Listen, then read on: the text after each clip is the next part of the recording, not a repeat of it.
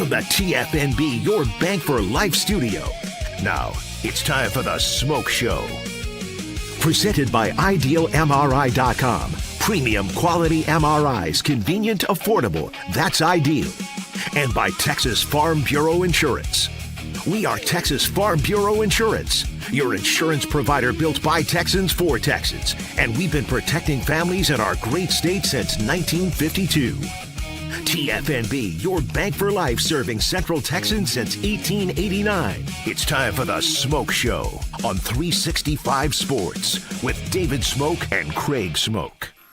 And here we go on 365 Sports, the SMOAK Show, TFNB Studio, your bank for life. And we appreciate all of our sponsors, Rez and Garrett running the mothership today. We appreciate them. You, our audience, thank you very much as we get straight. Craig Smoke to my right. I'm David Smoke.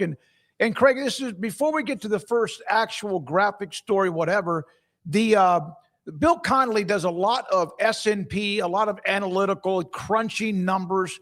This one here, when I first saw it, I saw a name on the list. I'm like, wait a minute, what are two of them? But what are your thoughts about some of the analytics, the way it seems like it does drive a lot of coaches, GMs, personnel people, but also topics when it comes to sports? Okay, that's a random start to the show. Yeah, I think it's an interesting question. I think in terms of Bill Connolly, it's depends on how you want to look at it. I mean, he's a guy who's been doing and what's up, chat? What's up, everybody out there? I think it's a useful tool to kind of find a way to break down all these different pieces of information and try to make sense of a lot of things that we can't quite make sense of until people are actually out there on the field. So it's a good way to see what the numbers say about the sort of where you are in different categories. This here, the top 10, what does that say? Here it's the top 10. It's the initial S&P and strength of schedule added into it. Top 10 using the preseason numbers, hardest schedules in 2026 in college football. Okay, so I mean, this is different than his S&P SP plus for just overall teams, and so yeah, there's different categories and different ways to look at it, which is, I guess, why I was kind of confused. And so yeah, from a strength of schedule standpoint, I don't think there's any surprises as far as Texas having an incredibly difficult schedule, or Arkansas, Oklahoma, Ohio State, Michigan, all these teams. I mean, they're all in the same couple of leagues. Every single team on this list in the same couple of leagues when it comes to strength of schedule. So I kind of expect that your SEC Big Ten teams would probably be high on a list like this. So for this particular one, which is why I was just kind of clarifying on what it was. Yeah, when you look at SP plus, you'd expect it to be Ohio State, Texas, all the best teams, but then you're like, why is Arkansas number 2? So it being the toughest schedules, okay, it makes sense that Arkansas is number 2. So yeah, I think analytics are valuable. I think they're a fun way to look at things and kind of package things like strength of schedule and who has the toughest. But they're not the end all be all. So I guess it's just a matter of how much you want to apply their value and go forward with that as far as how it dictates your opinion. Well, and here's, you see two teams on this list that jumped out at me. One was Arkansas. Then I started wondering, wait a minute, is this men's basketball because of Calipari and his obviously fingerprint on that? And then you see Northwestern, even Bill Connolly saying, this is how I learned that Northwestern plays at Ohio State, Oregon, and Indiana. But there's more to it. We'll show you the UT schedule in a second, but let's leave the top 10 up for right now. Northwestern this year, their non-conference game is Colorado. They have South Dakota State as well. But they are going to play the following teams in the Big Ten. Indiana, oh, okay, the defending champions. Penn State, Matt Campbell, but it's Penn State. They have Ball State, Michigan State, Rutgers, at Oregon. Iowa, at Ohio State. PJ Fleck in Minnesota, and then they end playing against Illinois. I don't know if you would ever see Ohio State, Michigan, and or USC having that kind of all of them in one schedule. Sometimes maybe the algorithm will spit that out, but Northwestern was hit with that one this year. Yeah, I don't know about the Ohio State would never have a tough schedule like that, or Michigan would never get that. I mean, because then that seems to indicate that people feel like this algorithm they use to put the schedule together, or committee or whatever, puts it all together, and then they land on Ohio State and it's the tough Northwestern schedule, and they go, "Oh, well, we can't do that. We gotta change this up." And I don't think that's the case. So I don't know if it's just bad luck of the draw, or if it's I guess the Big Ten protecting their brands like Cody Campbell wants Brett Yormark to do. Maybe there's something to that, but I kind of find it hard to imagine that they would just break protocol to protect Ohio State if a computer's spitting out who's going to be playing who, or whatever human element is involved. But yeah, I mean, it does seem like the worst teams are the ones that get the worst draws, and maybe it looks that way because you expect them to lose every game. Whereas if Ohio State's got a schedule like that, you go, that's pretty tough, but it's still Ohio State, so they'll still go 10-2. Whereas with Northwestern, you're saying they're going to go 2-10. So I think we probably look at it differently based on who's having to play that schedule. But yeah, it doesn't seem like the big brands probably get hit as much. But then again, how are you going to tell me that the number one team on this list is Texas? No, and let me get to them. And Ohio State, I mean, it's not like, okay, Northwestern has that schedule. Ohio State's got a tougher schedule, right? So all those teams you just mentioned, they're 2 spots above Northwestern. Have you looked at their schedule, Ohio State? No, but you're just making one of the reasons those two teams are 1-4 because they also play each other, and what will be another great non-conference game as well. We'll get to Ohio State, but go ahead. But you're just making the point that Northwestern plays this murderer's row of teams, right? Yes. And that you don't think Ohio State plays that, but Ohio State has a tougher schedule is what I'm saying based on this list right here. So I bet the difference between 4 and 6 might be their non-conference game against Texas on the road. That might have something to do with it. Here is Texas's schedule. They'll open up with Texas State, then it's Ohio State, and which is getting to know each other pretty well, aren't they?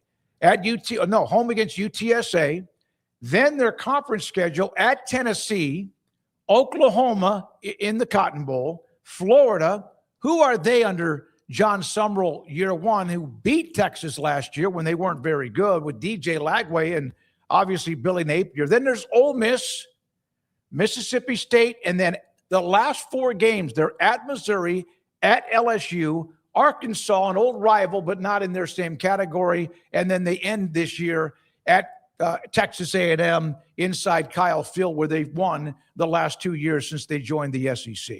Yeah, I mean, that's an incredibly difficult schedule. I mean, that's what you signed up for, life in the SEC. You wanted to play these games. You did not want to have to go to Ames and play in front of a crowd that you didn't think was worthy, or against teams you didn't think were worthy of your status, and you wanted to step up in competition. So here's your step up in competition, and I don't think that there's anybody scared of it. In fact, you embrace it and look forward to all these awesome games that you have on your schedule. But yeah, you might take a couple of dings, and that's why it's good to have an expanded playoff where you can afford to do that, especially if you're a name brand that can suffer a couple losses as compared to a Northwestern, who, if they lost a couple of those games, are probably ruled out entirely. But yeah, that's a really tough slate, and that's one reason that gives you pause that Texas is going to go win the national championship this year, is that they've got a really tough road ahead of them, including a very busy month on the road in that final month. So yeah, it's going to be challenging, but I think it's going to make them must-watch TV and a lot of fun to track for whether you're rooting for them or against them.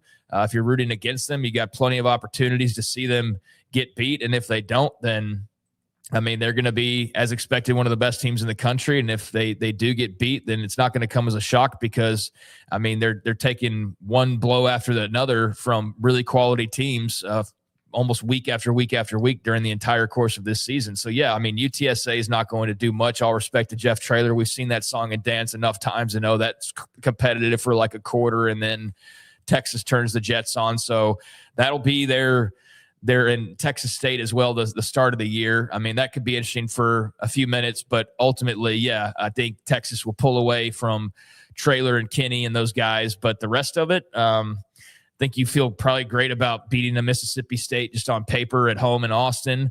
But the rest of it's a lot of question marks about how this will go. And that makes this season very exciting, given that there's super high expectations, a lot of great players. They're not shying away from that, but there's no cakewalk to the playoff for them, or to anything for that matter for them. 4 of the games that UT will play in the conference this year, with Florida new coach, Ole Miss new coach, and then LSU, of course, where it was Lane Kiffin at Ole Miss, and then Arkansas with Ryan Silverfield from Memphis replacing Sam Pittman. It's a good schedule. Remember that first year of the SEC, there was like, wait a minute, you see what Oklahoma was facing and a couple of other schools, and then you had Texas's schedule, which was very manageable. They ended up playing for the SEC title, looked damn good, went to the playoff. And it's just a matter of time. Just sneeze, it changes. That's why they changed the schedule. So I guess maybe I just misunderstood you at the beginning. You were saying that Northwestern had this really tough schedule, right?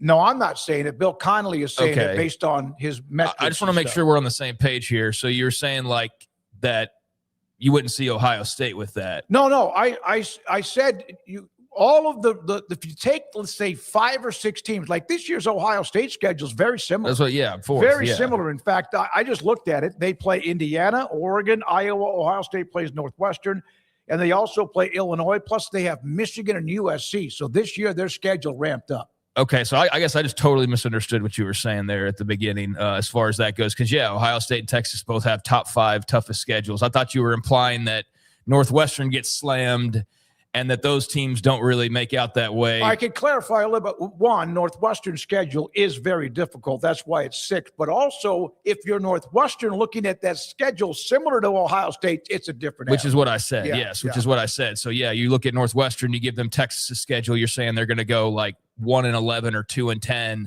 You give Texas that schedule and you say, okay, they're going to go 8-4, 11-1, 10-2. But man, it's tough to sit there and look at that UT schedule and just say like, 11-1, they're going to go 2 Knoxville and 2 Dallas and 2 Columbia and 2 Baton Rouge and 2 Kyle Field. Now, I do think you can say Texas State and UTSA, those are wins. I'm not even going to hesitate on that. I think Mississippi State's a win. I'm not going to hesitate on that. Although, it should be, but my God, of all the games last year, that was amazing. Yeah, but this is got in back Austin. into that one. They'll be favored. They'll be heavy favorites. Arkansas, they should beat at home. And then, I'm not going to pick A&M against them until A&M actually shows they can beat them again. So, there's 5 wins right there. And then it's a matter of how do you do in a lot of those road contests and those, Ole Miss at home, Florida at home. Those games will be really, really interesting. But great slate for those travelers out there, those members of the UT fan base that get to go around and be at most of the road games. Going to all sorts of fun places this year. So, they had an easier draw on paper and maybe just in general than particularly Oklahoma if you compared the two of them, which we did, and all the scheduling metrics said that, Oklahoma got the raw end of the deal compared to Texas. But it does seem like while Oklahoma's not by any means just skipping through the valley with no worries at all as far as their schedule goes, they've got their own – look, Texas plays Ohio State, Oklahoma plays Michigan. So they're pretty equal as far as that goes, but they've still got a bunch of challenges. I'm sure they're happy, though, to see UT getting a bit rougher of a potential road to the championship game. Ashton Daniels has been named the starting quarterback for the upcoming season following spring football by Mike Norvell. He, of course, was at Auburn, transferred to FSU, and he has been named the starting quarterback. He arrived at the earlier part of the semester in January, and he is the man. That's not a surprise to me. I didn't know who that was going to end up being it, FSU's guy, but Ashton Daniels is going to get that first shot. So his first start will be in Atlanta, that neutral site game that everybody was just cannot wait for, Baylor-Auburn in Atlanta.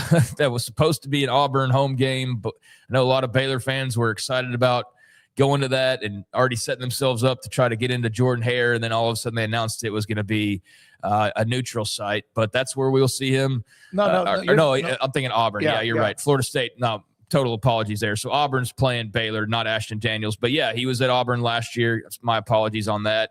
And he was okay. Obviously not great because they ended up going different direction at head coach and just in general making over that program now, and really, really struggled in SEC play. He had a couple of nice performances, but very just up and down year in general.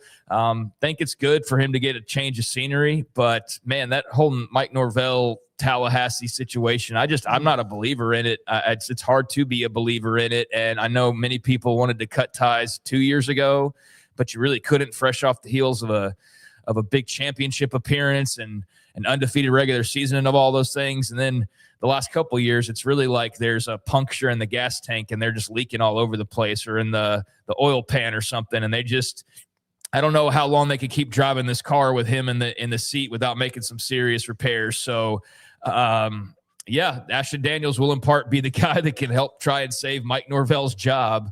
But I don't know. I think he's a good player. I don't think he's the difference maker to the point that Florida State's like back on the top of everybody's tongue. He's a fifth-year guy, all 4 years at Auburn, but he threw for 2,300 yards his second year, 11 touchdowns, but 8 picks. The junior year ran for 700 yards.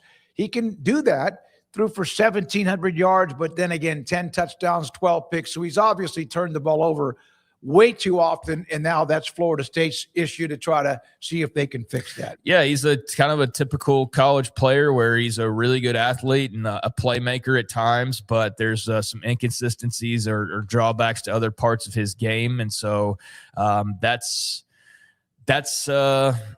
I think that's what you get. Is what you've seen is what you're going to get. I don't know that a fifth-year guy is going to be all that different on his third stop, and suddenly he's playing for Mike Norvell, so he's going to be like more careful with the ball, hopefully. But I don't know how much of his game's going to be really all that different. So I know I sound pretty pessimistic here, but it's just because I don't think he's a difference maker that really changes the overall odds for them. Good luck to him.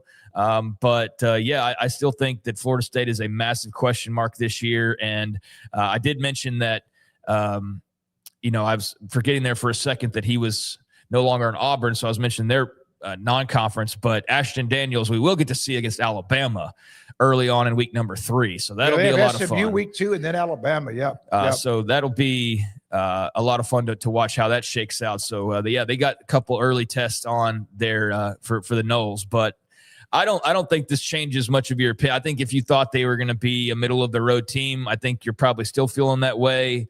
I think there probably was not many people thinking too much more than that. I don't think he's a player that you feel like you guys are just going to drown in losses. So yeah, it's a middle of the road kind of thing as far as I'm concerned. But congrats to him. Never seen it. Well, maybe there's been other but you just completely like all of the momentum they had and with what Jordan Travis was doing, unbeaten, headed to a national playoff, and then they have just like it's in quicksand. And again, some of it's just horrible luck. And I still think they should have been in the playoff. I still think that what they did, even though they didn't look as good in a game or two without him, I think that you've done enough. You earned that. Might have gotten obliterated. I don't know. I don't look at what they did in the bowl game. But ever since that time, they have just cratered. Well, if Ashton Daniels, I will say I'm trying not to be too overly negative because he's not deserving of that. He did have some, like the Iron Bowl last year was really fun, and that was awesome. It's just that wasn't what the whole season was like, but he is capable of stuff like that. So he can win them some games. But yeah, it's been really interesting to see just how quickly this is all sort of dissolved for Norvell and Florida State. It's as though they didn't get into the playoff, which we all know was just kind of some BS.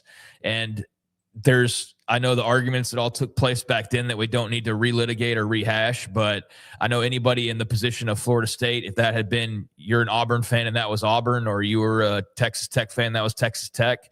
FSU had every reason to bitch about that and complain about that, and everybody in their shoes would have done the same thing.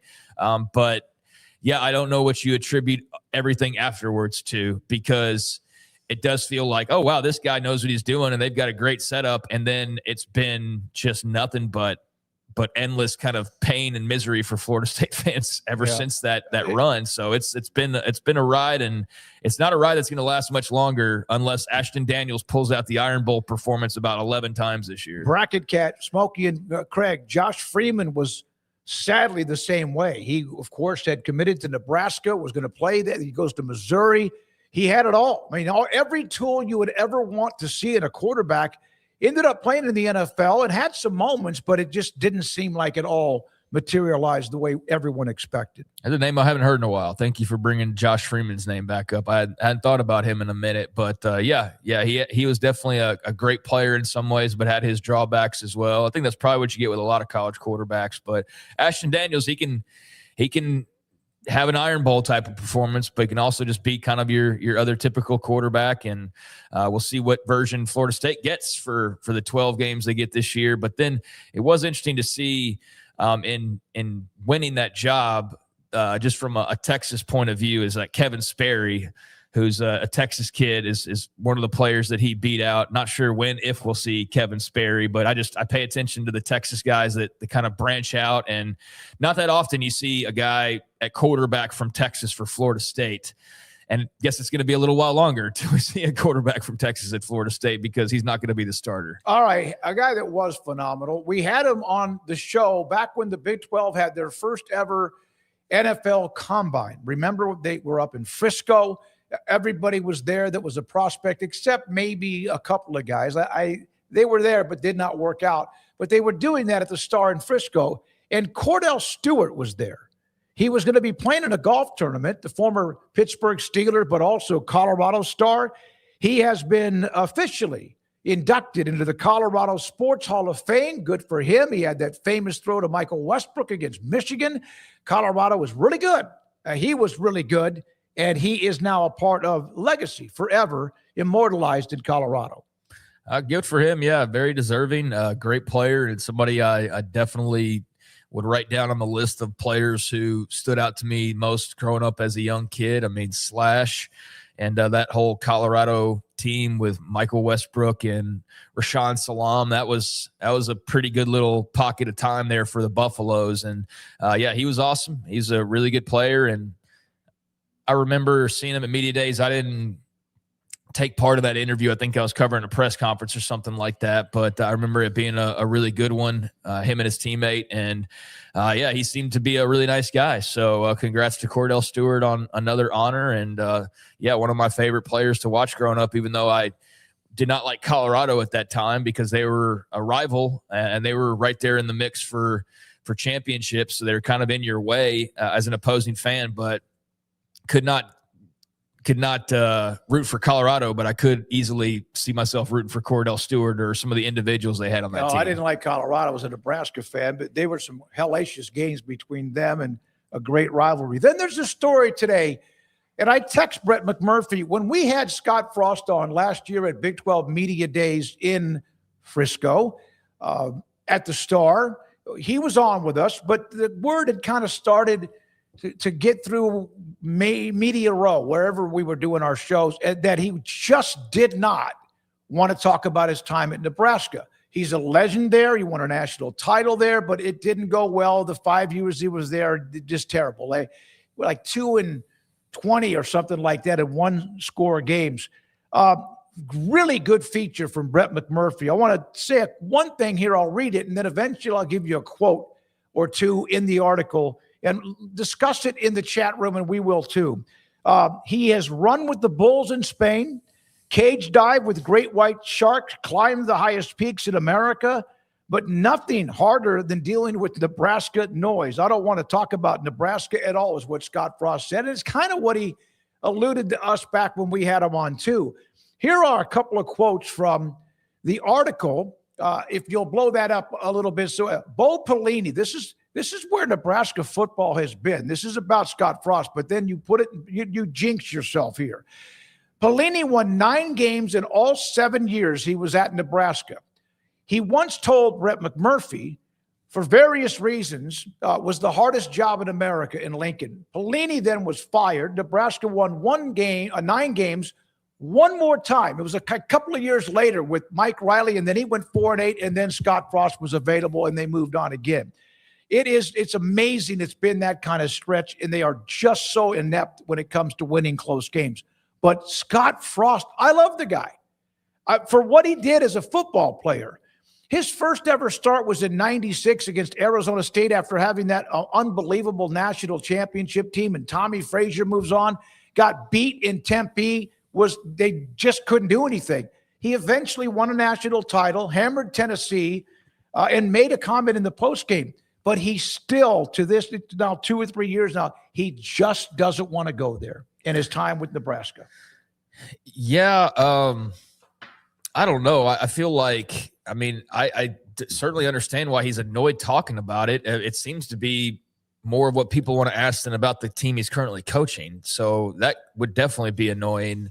I mean, did he do himself a disservice by maybe not addressing this head on earlier and just kind of getting the whole closet cleaned out and talking about every skeleton and talking about his rumored issues personally? There was plenty of talk going around about how that was part of why the struggles occurred at Nebraska, was that Scott Frost was struggling personally with issues. Was it football decisions? Clearly, it was some element of that as well. I don't know why people just can't move on from it, though, and just say, okay, the guy doesn't want to talk about it. He doesn't want to talk about it, and he said what he said, and how about we ask him about UCF? Or why don't we just take it for what it is and move forward? But here we are, and it's another Scott Frost interview, and they're still asking about Nebraska. So I think that he gives oxygen to it instead of maybe just taking it head on. He doesn't have to. It's his life. It's his career. But I think the more that he kind of like wants to not get into it, it almost seems like it keeps living. No, it's definitely his fault. Like, it's his fault that he just won't answer. Like, if he had just answered all of these questions and been done with it, like I said, then yeah, it would be something that we could have moved on from.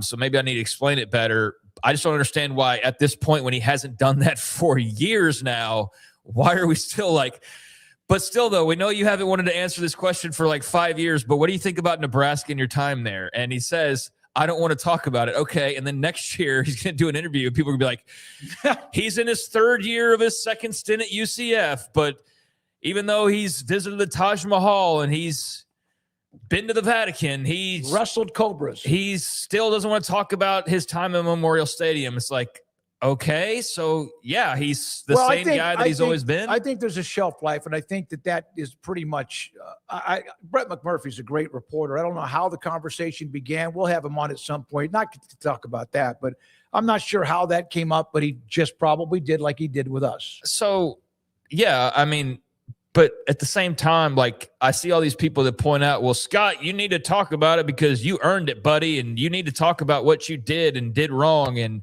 how you screwed up Nebraska and how you didn't deliver, because there's a lot of Nebraska fans that don't like him nowadays. But I'd also ask everybody this.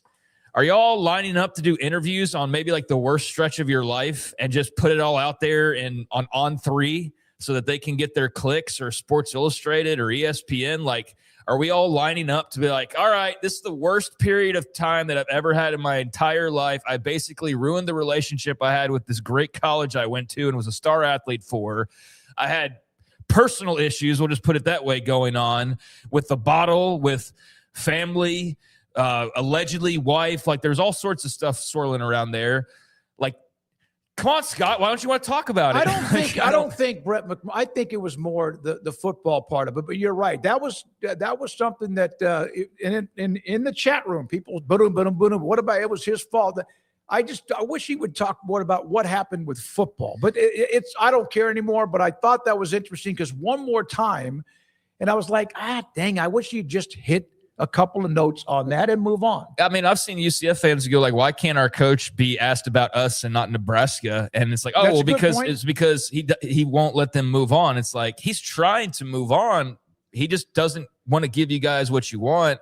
Now, I'm not saying I don't understand the frustrations. I'm not saying I don't understand why people are like, dude, why don't you just talk about it? Because I do think if he just did it, then he'd no longer get Nebraska questions. So maybe, just maybe, he likes getting the questions still. He likes keeping it alive. And by not acknowledging it other than the way he has for several years now, he does keep it alive and keeps it simmering. And maybe one day he will talk about it. But, I mean, it's his fault, all that occurred there.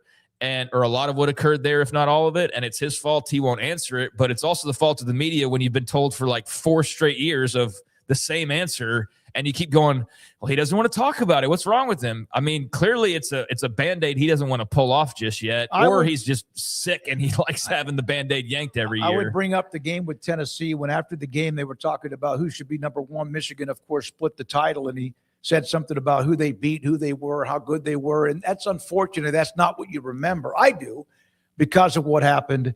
And in the chat room, he was his own worst enemy at Nebraska's opening press conference, told everyone, you try to go after me or my family, I will block you from the stadium. I don't know what the context of that. That was a little bit too much.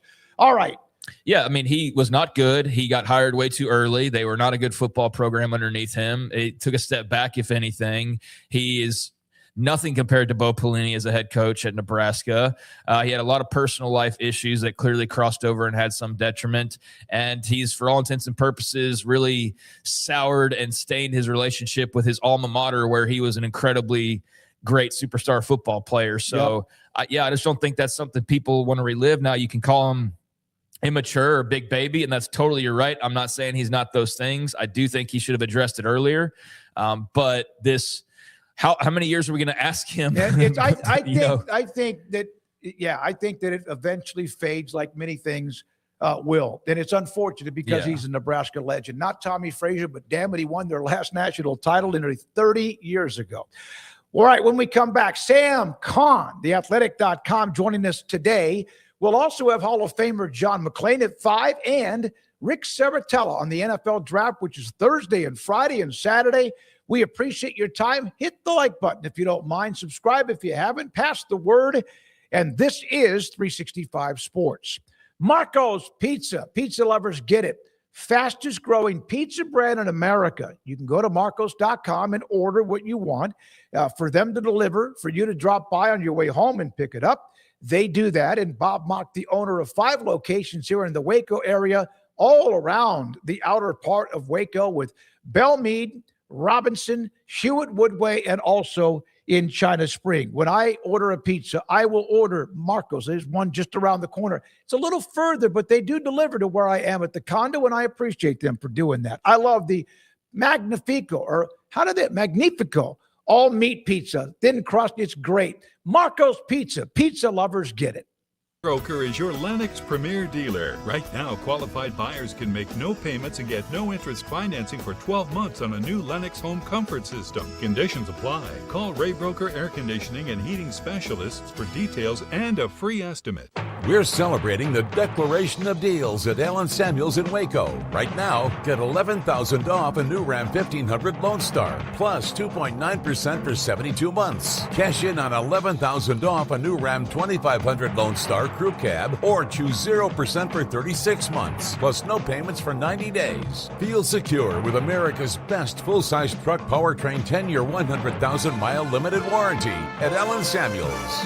Come by, let's be friends.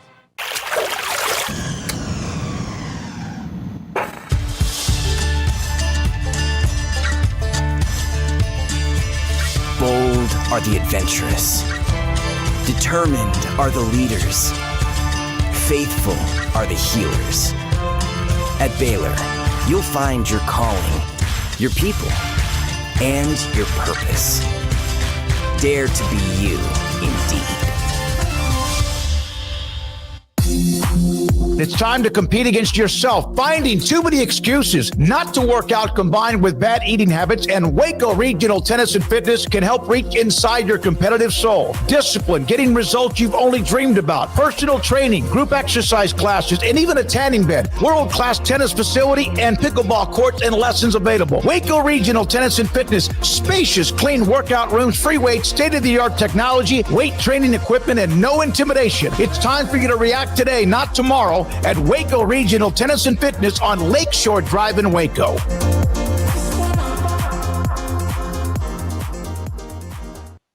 Serving Central Texas since 1889, TFNB Your Bank for Life takes pride in being more than a bank.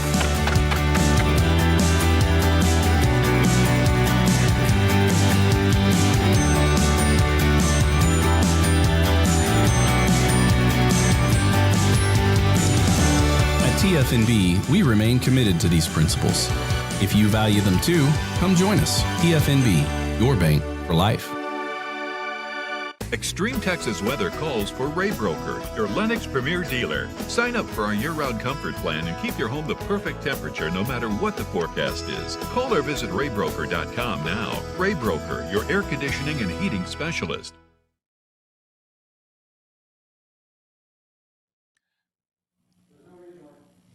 We are back, 365 Sports. We appreciate all of our sponsors. And also, when we get a chance and we're starting to kind of see the flowers bloom, all the rain, the spring, and Sam Kahn is back with us on 365 Sports.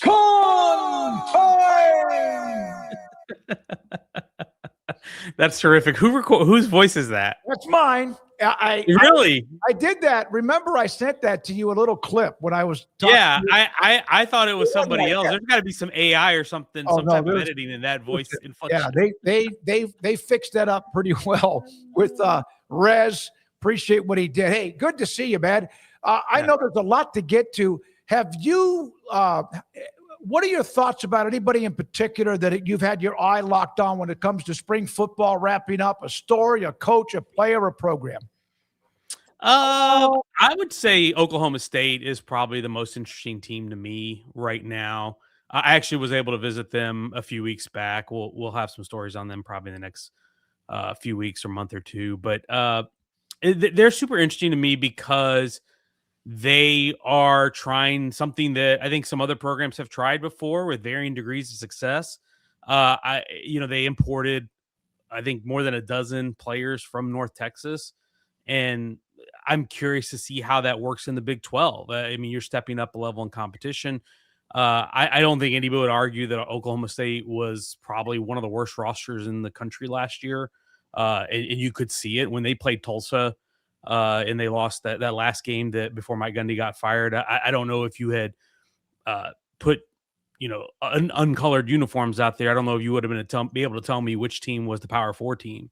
That's how bad the shape the roster was in. But they added more than 80 new players. Obviously, a lot of the headliners that we all know from these parts: Drew Mestamaker, Caleb Hawkins, Wyatt Young. But I'm also intrigued to see how the rest of that comes together, and are they going to be able to be a factor in this conference, or are they going to? One thing that I think is easy to forget, even though this program has had so much success in the last 2 decades, they haven't won a conference game in 2 years.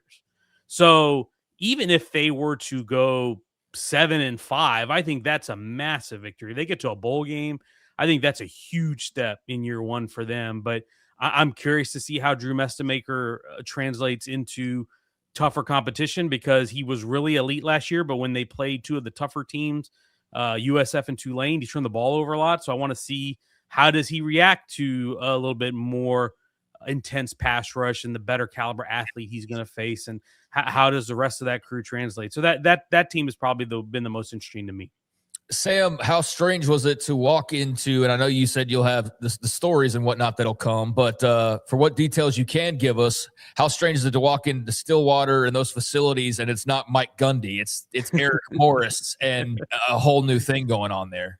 It almost felt like UNT Stillwater to some degree, because I mean, I saw a lot of the faces that I saw in Denton last year when I went to visit them over there. One of the communications people on the staff had mentioned to me, he goes, when you walk through this place, everybody except for, I think, the SIDs and maybe a couple others, everybody else has changed. There's not very many holdovers at all from the previous regime. So it is very new. It is very different. I mean, Stillwater is still Stillwater, Boone Pickens Stadium. The facilities are still top notch. I still... You walk into that place and you're still very impressed with what you see. But yeah, it's a different day there, and it's a different era, and there's a different energy, I think. I found it interesting the other day that Eric Morris said that he wanted to kind of step aside from the no shirt section tradition in the crowd, because he said, hey, we're going to be winning too many games to be getting attention for doing that, which is fair. But you're putting your money where your mouth is. But I think there's Eric and that staff has been very intentional about establishing their own identity and a new identity for the program, which is a big change. It's a big change in the town that's really had its identity wrapped up in in one coach for the last 2 decades who was a lifelong Cowboy. It's a drastic change, but I think it was a needed one based on the results of the last 2 seasons. By the way, we were able to have Craig, the assistant coach at Houston that we had on last week, cornerbacks coach. Marcus Trice. Marcus Trice was on with us, but I was talking to Fletcher about somebody else, like Joseph Duarte covers Houston, Ryan Monceau, and he said, well, we love when Sam Kahn's around here because of your connection to the University of Houston. So that's my question. Willie Fritz, they made a huge jump, 4-8, 10-4. How much can they go higher than that, in your opinion? I think they got a chance to be in the mix. I don't know that I would expect them to win 13 games and win the Big 12. I did go over there and see them this last week when they had their spring game. And I will say this, I'm impressed with what they have, particularly in the offensive line. I think they've got some real offensive and defensive lines, I would say. I think they've got some really impressive body types. I like some of the transfers they took. I think the interior alignment they took, Shadre Hirsch from Tulane, Anthony Boswell from Toledo, both really experienced offensive linemen. Ashton Porter, who didn't play a ton at Oregon, but man, you look at him on the hoof, and he was one of the first guys who popped to me when I walked out there and saw. I was like, man, he is a good-looking edge rusher, defensive lineman. So I think definitely in the trenches they invested a lot of effort and time and money to bring in some quality guys, and certainly had a lot of turnover in those spots, so they needed to. And then you look at the experience that they bring back with Connor Wegman, who had a terrific season. Amari Thomas being able to re-sign the receiver, I thought was a huge move. Like getting those 2 guys back alone, I thought was huge because going into the portal, I wasn't sure, they were going to be able to keep both of those guys because it was going to be expensive to keep them, and there was going to be plenty of other programs that would have loved to have them. And for Houston to be able to get those 2 back, and then I like the addition of Mekhi Hughes. I'll be interested to see. Watched him run. He's tough to bring down. You can tell that he's got some physicality to him. So I think this is a team that has a lot of pieces. I don't know that I'm ready to say that they're the caliber of Texas Tech talent-wise. I'm not even sure that I'm ready to say they're better than a BYU. But after you get that top tier, can I see them in that mix? Yeah, I could see them in that 3 or 4 team mix in that next tier of the Big 12 from the big dog, so to speak. And would it shock me to see them in Arlington at Jira World in December? Not at all. I think knowing Willie Fritz's history and the way he's able to bring programs along and develop winners and the talent that they have on the roster, I don't think it's unrealistic at all to think that they could be in Arlington in December. So, Sam, if we went over just the coaching changes this past carousel, it would take us like a full 3-hour show to go one by one over them. But I was just kind of scouring the different spring game reports, and there's a lot of like, oh my gosh, Bryce Underwood was not good in the Michigan spring game. Like, it's time to turn on the alarms, or I think I like covered 3 or something was like panic meter alert or something, like all this overreaction, of course, unless it's not. But of all the coaching turnovers, is there 1 or 2 that stand out above the rest as far as piquing your interest level? And where does Kyle Whittingham at Michigan with Bryce Underwood and company fall in your interest levels? Yeah, I think that's number 1 for me, just because of the level of that program. Obviously, it's a storied, one of the winningest programs in college football. A little bit of a mess, of a coaching situation at the end there, but and then the weird situation at Utah where the will he, won't he retire, and then he leaves, essentially, I guess, gets pushed out, and now he ends up at Michigan. And when you look at Kyle Whittingham's track record, it speaks for itself. I mean, he had that program consistently contending for conference championships, consistently winning for almost 2 decades. A lot of the things we're saying about Mike Gundy, except there wasn't a major fall off. They had that one bad year when they had all the quarterback injuries a couple years ago, but I thought they bounced back nicely last year. And I think what he'll bring, I think he'll bring some stability. I think that they needed that, given everything that you heard and read about what happened toward the end there with Sharon Moore and the interim period between Jim Harbaugh and now Whittingham. I think that program needed somebody like him who's just, he's a guy who eats, sleeps, and breathes football. And I don't think you have to worry about anything else. And I think, again, his resume and his track record is pretty impressive. I just wonder is he the guy to take them to a national championship, which is essentially the expectation there. Like, you're expecting conference championships, a Big Ten championship. National championships. So, I think he's capable, but you wonder whether he's been doing it as long as he has. And, it's a new place and a lot of different dynamics, and you're recruiting in a different area. You just kind of wonder, how that's going to work out. So I think that one's really intriguing to me. I would also say, for me, Colin Klein at Kansas State is super intriguing this year because he is a first-year coach. I think we all thought it was a natural fit for Colin to go there because of his history there as a player and an alum, and he's been an assistant on the staff there. He knows the place. He knows the lay of the land. But when I look at the roster and I see what they've done, they have taken a little bit of a different kind of guy. It's not a roster that necessarily is built like the old Bill Snyder era Kansas State teams. They've got some dudes who have some real traits, some real freak athleticism, and I'm really intrigued to see how that goes. Again, the first time head coach, you never know how it's going to go, but I think I liked him as an offensive coordinator. I liked him as a quarterback. I liked him as an assistant. I think he's really promising, and I'm intrigued to see how it goes in year one for him.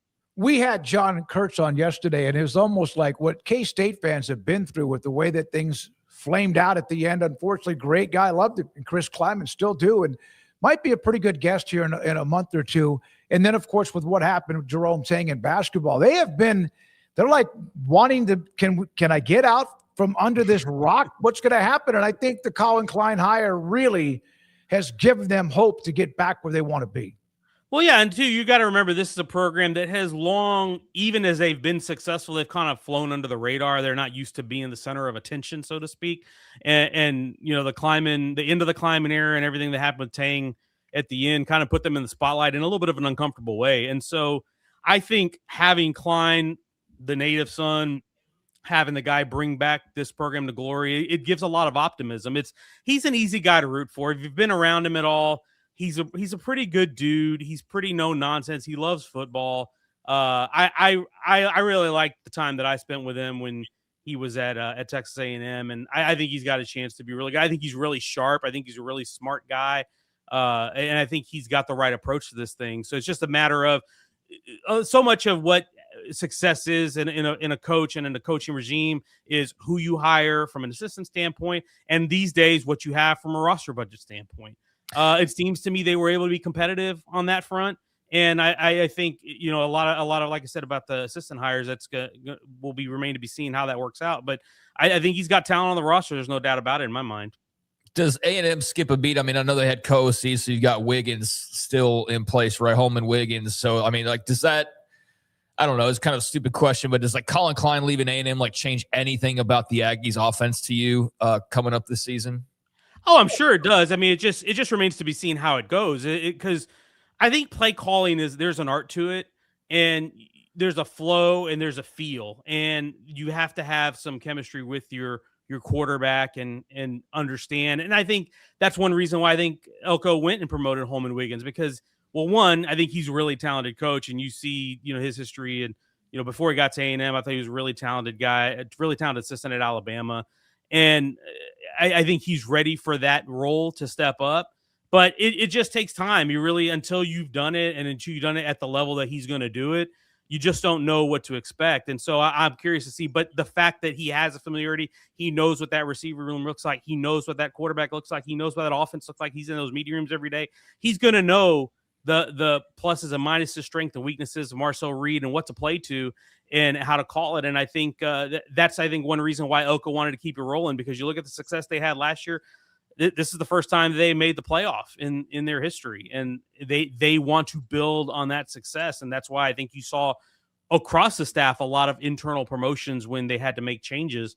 And I don't necessarily argue with the approach. I think certainly there's some people who want to go get a splash hire and, hey, go spend a bunch of money and go get a splash hire. But when you have a core and a nucleus and they're able to retain as much as they did, A&M was one of the best in the country this year at retaining talent. They only lost one starter in the portal. They lost single-digit guys in the portal scholarship-wise. So I think I understand the idea of, hey, let's keep this rolling and see if we can make another run at it. So How he'll fare, who knows? I think, like I said, we just have to wait and see. But I certainly understand the move for Elko to move that direction and try to keep it rolling. I do follow David Ubbett on Twitter. He's going to join us on Thursday with you here today. And he wrote the story about Will Howard and the former Notre Dame quarterback who's with Indianapolis, and how when they went and were drafted, their contracts were less than when they were in college. And I saw that you made a comment on that. That's not a surprise maybe for the quarterback position, but that is at least like eye-opening in many ways. What do you think? Yeah, I think that's why you see, and one of my colleagues, Scott Docterman, had a story today on the impact of what NIL has done to day 3 of the draft. And what it is all the trends are pointing to it's keeping guys in school longer. Because what you stand to make as a day 3 or even in some cases day 2 draft pick is going to be less in the short term than what you can make at a college football program. It's the same reason why we saw Trinidad Chambliss fight to stay and get that extra year of eligibility in college football. That's why we've seen some of the others that we saw, Joey Aguilar, Chandler Morrison, others who tried to get that extra year, even though obviously those guys didn't end up getting it worked out. But there's still a high demand, and as long as I follow college football, there's always programs that are willing to do whatever it takes to win. And if that means paying what you got to pay, then you're going to do that. And that creates a market. There's a finite number of impact players in this thing, and people are going to be willing to pay for those impact players. And does it make sense to jump to go to the NFL, where, by the way, they're not in the NFL, you're not getting a lot of time being developed. When you're in the NFL, you're drafted, it's a job, and you got to go play. So there is some development, certainly, but we've seen it even with rookie quarterbacks who are number 1 picks.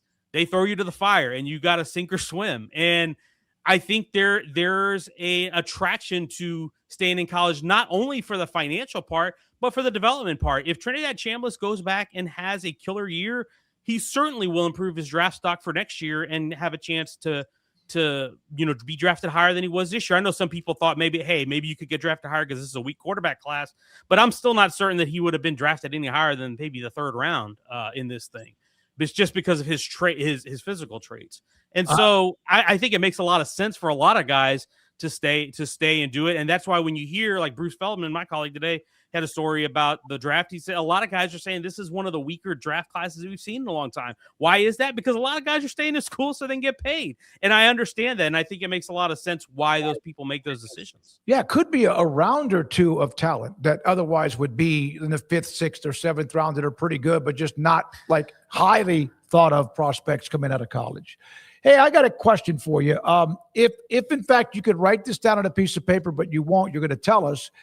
If you could take a team that probably is in the lower half of the Big 12 that could be one of those that makes a run into the upper half, or vice versa, who would those 2 teams be?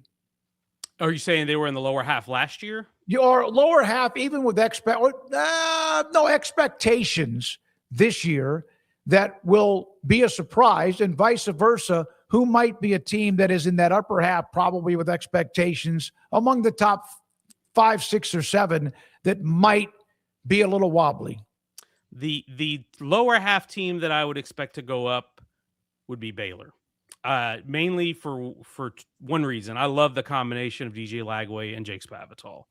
I think when Spav has had a healthy quarterback, and knock on wood, the DJ's able to stay healthy this year, but the physical traits are there. And I think that there's no question in what his ability is. And when Spav's had a healthy, talented quarterback, it's been pretty good. It's worked out pretty well. So they are a team that I would think that could make that jump. If I were to think a team that's in the upper half that falls, I think probably Utah, either Utah or Arizona State. Utah, but just because of the regime change. I actually am a big fan of Morgan Scalley. And I think he's a great guy. I think he's got a chance to be a really good coach. He's obviously been an accomplished defensive coordinator. But just when you have so much regime change and it's not as clean a transition as we thought it was going to be when it was coach in waiting, and I'm curious to see the quarterback play there. I was a huge Evan Dampier fan, but I think we saw there's a ceiling there, and I'd like to see what happens. Is it going to be him the whole way? How much is Bert Ficklin going to get involved in it this year? And then Arizona State, just because Arizona, I think I'd probably lean Arizona State even more than Utah. There's just so much roster turnover there. They lost some really impact players. Obviously, Levitt, we know Jordan Tyson was a stud. They lost a lot of that offensive line. They did a lot of good work in the portal, and I'm really intrigued to see Cutter Boley with Kenny Dillingham. I think Cutter Boley is a tremendously talented guy, but man, they lost so much talent. And I think it's hard, and they were a team that had portaled a lot of talent the last 2 years. I think it's hard to sustain that on a year-to-year basis. So it wouldn't be shocking to me if Arizona State stumbled a little bit this year. Question from Roger Dodger in the chat. Ask Sam if he has ever seen Star Trek II, Wrath of Khan. No, I have not. I've not seen any Star Trek movie. I've not seen any Star Wars movie. I've never been that. I think the one that was, who's the guy that was, it was one of those nighttime shows that became reruns eventually. I never did see those movies. I just never was Star Trek. I was not a big sci-fi guy. There's a few things here and there, but I was just not really my thing. Not really a big sci-fi guy. Great to see you, young man. Thank you very much, Sam. Have a great day. Y'all take care. Sam Kahn, theathletic.com with us. Good to see him. It's been a while. He's decompressing like a lot of college football writers, but it's starting to now have some of the summaries and spring, etc. Yeah, there's some good stuff there that we talked about, a little bit all over the place, from Michigan to a few teams in the Big 12 and beyond. But yeah, I'm excited about Eric Morris and Stillwater, and I think it's a little bit too early to panic on Underwood and a showing in a spring game. I think he's a young quarterback still, and he's still finding his way. And now he's on a second set of coaches, so I'm going to be patient with him, even though he was very highly rated and a lot of expectations were placed on his shoulders very quickly. But yeah, we talked about a lot there. Your pop culture references. So the show that was at night that had the thing, like, it was what? It was, yeah. I watched that one. What are you even talking about? It was Star Trek: The Next Generation. Okay, and I can't remember who the star was. The show at night is just like, it's the vaguest description you could come up with. Okay, so. I was going to say the guy's name, but now it's driving me crazy that I don't know who it was. This is not pop culture time. That's like, I feel like this show is Stewart.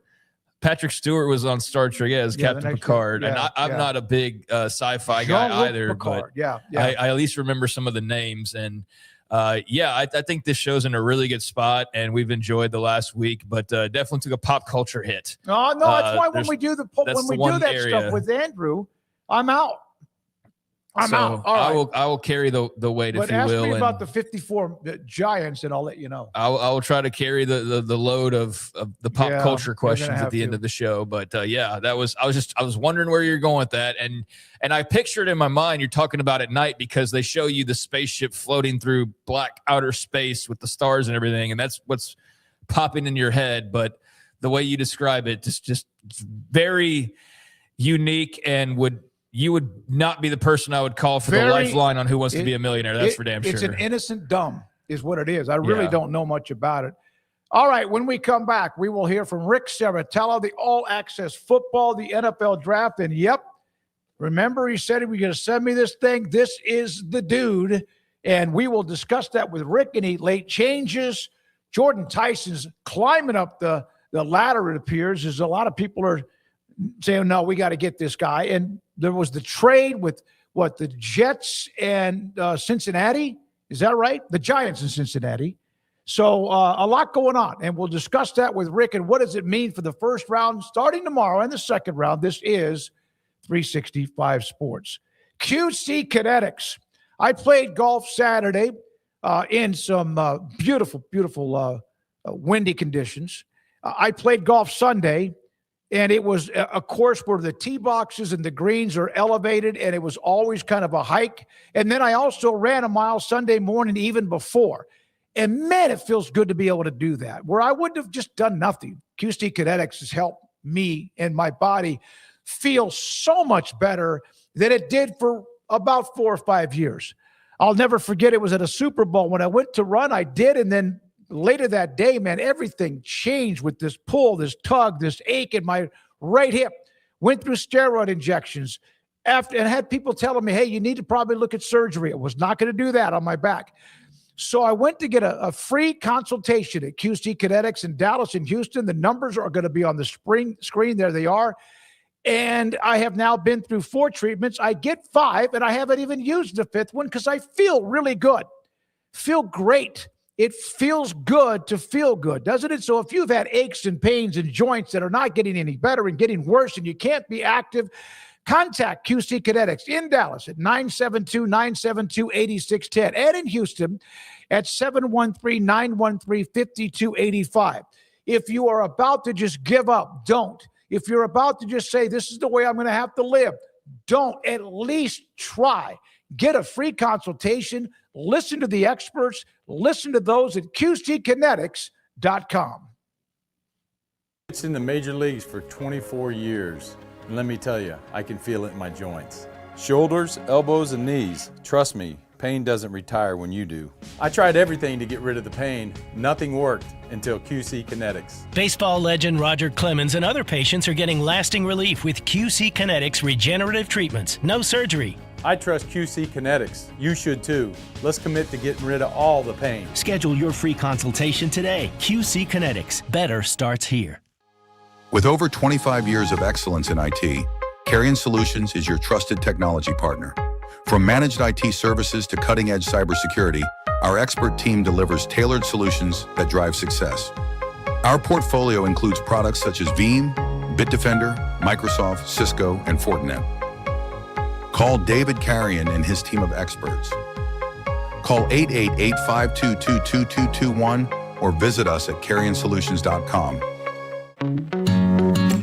Established in 2007 and independently owned, Alliance Bank Central Texas is committed to helping families and businesses meet their financial goals. From their tellers to their board of directors, they know the importance of superior service and competitive products. Customers have confidence knowing that their financial needs are in good hands. It's your bank, Alliance Bank Central Texas, with 2 Waco locations, 4721 Bosque Boulevard and 191 Archway Drive on Highway 84, and at alliancebanktexas.com. Member FDIC and equal housing lender.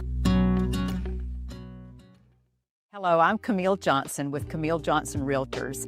We specialize in selling residential real estate agent all across our community, and we love serving all types of families. We have been in business at Camille Johnson Realtors for almost 9 years, and I have been a residential real estate agent for almost 40 years. And we love our partnership with 365. So thank you for partnering with me, and thank you so much to all of my clients who have made our company a success. Join the celebration. It's 27 years for Richard Car Motors, and we're celebrating with big anniversary savings. The GMC Sierra delivers strength, power, and a refined interior loaded with premium comfort and technology. During Richard Car's 27th anniversary sale, find savings like $9,000 off all Sierra 1500 Pro and SLE models in stock. Thank you, Central Texas, for 27 years. Log on, call, or come by today to find big anniversary savings now. Richard Car, they have the truck for you. Pepperoni Magnifico. Pepperoni Magnifico. Marco's Pepperoni Magnifico. Classic and crispy cut pepperoni, 3 melty cheeses, all on our fresh made dough. And starting at just $12.99 for a large, it's no wonder Marco's was named America's favorite pizza chain. This 4 o'clock hour is brought to you by Stonewood Dental, your one-stop shop for your dental needs, specializing in teeth cleaning, fillings, crowns, sealants, root canals, IV sedation, extractions, implants, bridges, dentures, full mouth restorations, and bioaesthetic dentistry. Our priority is your comfort from the moment you walk through the front door. Stonewood Dental in Robinson, Texas. Now it's time for 365 Sports. Here we go, this 4 o'clock hour. David SMOAK with Craig SMOAK, the SMOAK Show on 365 Sports. And our good friend Rick Saratella joins us, All Access Football, the founder. Rick, I'm showing it. I just showed it right before we went to the break. This is massive. It is great. Congratulations on getting this done and having that out for everybody to be able to just I don't even know how you just got great information everywhere. I love it, Smokes. This is awesome. Thanks for having me. We're only 51 hours away, but who's counting, right? No, I guess you are. And yeah, we're at this time tomorrow night, we'll be closing in a couple hours or so away. No, 2 nights, as you said, 2 days from now. Can't wait for it to happen. How much did the trade of the Bengals and the Giants shake up what might happen in that first 8 to 10 picks? Well, I think, you got the Giants now with 2 first-round picks in the top 10. That gives them a lot of flexibility. And I think that, there's going to be a little bit of maneuvering for the wide receivers early on, I believe. There's a lot of smoke, so to speak, around Jordan Tyson to the Saints at number 9. The Giants had Tyson in for a visit late in the process. The Saints are at 8. The Giants are at 10. If the Giants stand pat, I think they will take Carnell Tate with their second selection. I have them taking Caleb Downs at number 5. I think they prefer Downs over Styles is the word here. And then, there could be some maneuvering. You got the Browns at 6, who are also looking at wide receiver. Maybe the Giants now with some extra draft equity look to trade up, leapfrog the Saints for the wide receivers. And I have Mekhi Lemon not too far behind them at 13 to the Rams. Rick, what did you think of this from a Bengals perspective, sacrificing a pick, but addressing a big area of need, obviously? And also, I think in some ways, like kind of telling your team, like, hey, no, look, we're doing something. Like, look, we're trying to put somebody big time on defense to help you out here. I know there's a lot of groaning over not getting a highly ranked player, but do you think they still made out okay with getting Lawrence in return? Well, I'm based here in New Jersey, so Dexter Lawrence has kind of been checked out the last season or two. His production has been down. Now, when he's right and he wants to be, he can be dominant. He could absorb multiple bodies, double teams, triple teams. I thought it was interesting that the report came out now that they would have taken Peter Woods out of Clemson at number 10 had they stayed pat. So if you're asking me if I would rather have Peter Woods on a rookie contract or Dexter Lawrence at his current salary, I'd probably lean towards Woods.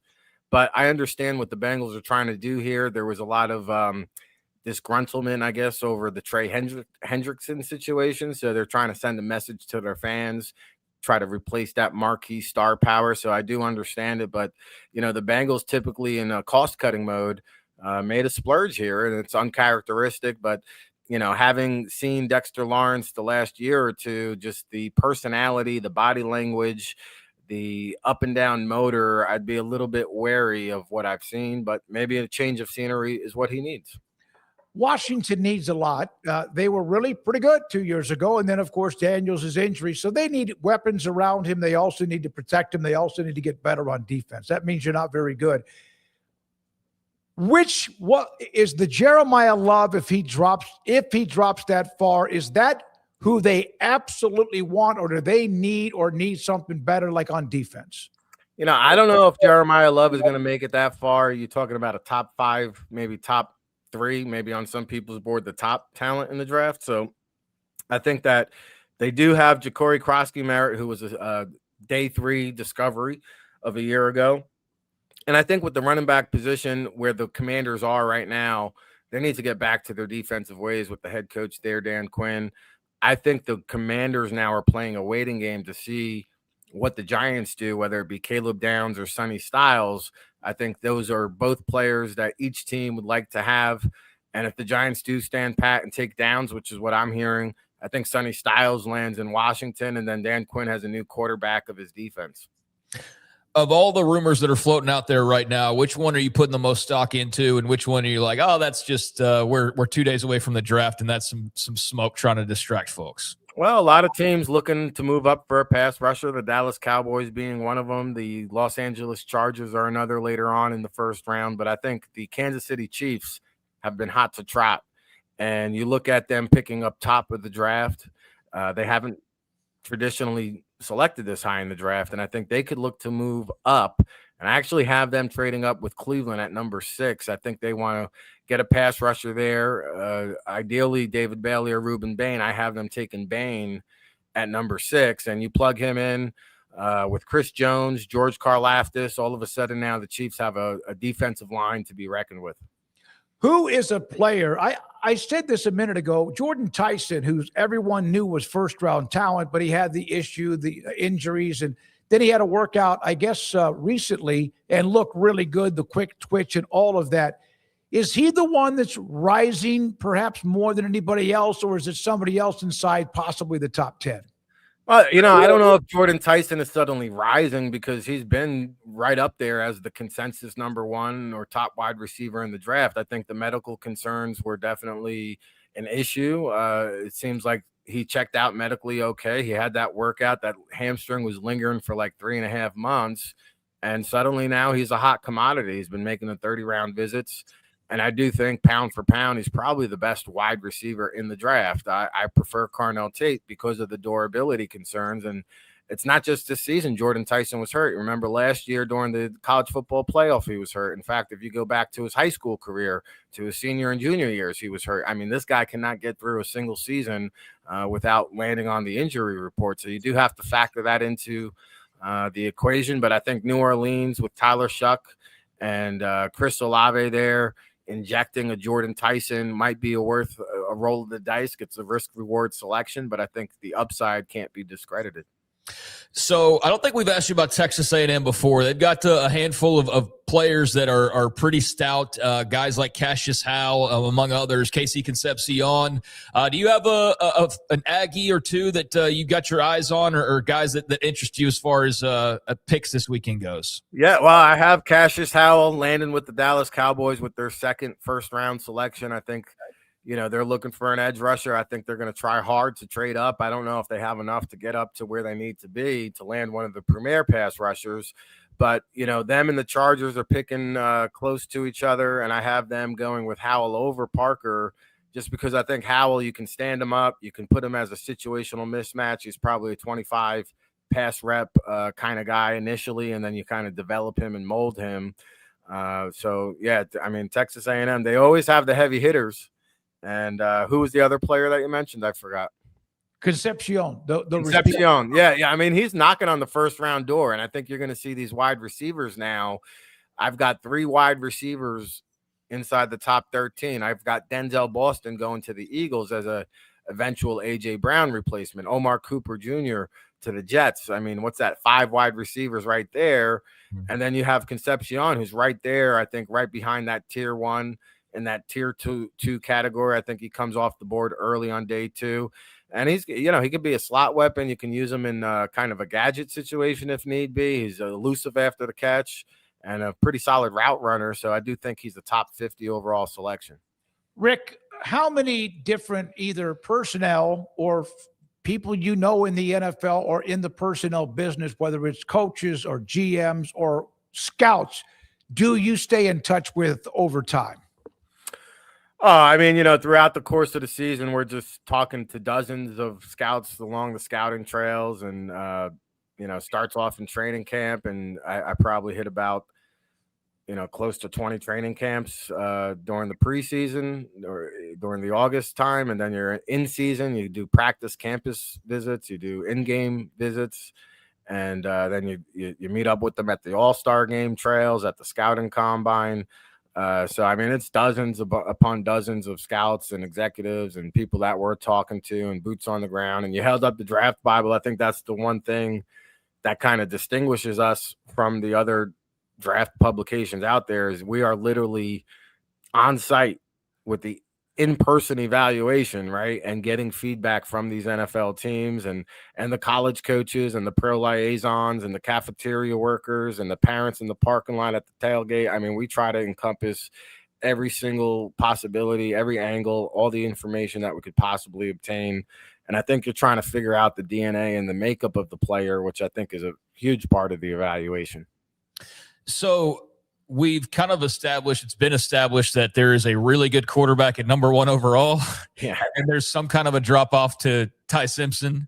Mm-hmm. And then it's like, I don't have any earthly idea, Rick. Like there's just all these other guys, but there's so many, if as a college football fan, Diego Pavia and Haynes King and Carson Beck and Sawyer Robertson and all these guys.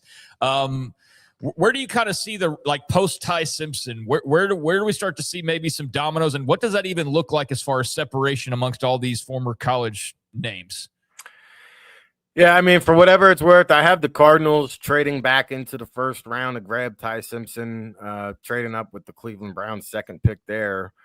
And, you look around, like, it's hard to find a fit for Ty Simpson. The Dolphins just brought in a quarterback from their old regime to the new regime. You don't want to kind of send a bad message to him. The Steelers, they've already lived through the Kenny Pickett experience, so it's kind of hard to slot Ty Simpson there. But I think after that, I'm a big believer in Garrett Nussmeier, and I think this recent report that the cyst on his lower back was affecting his nerve. I think this guy was dealing with a slew of injuries. You got to go back to his film 2 years ago.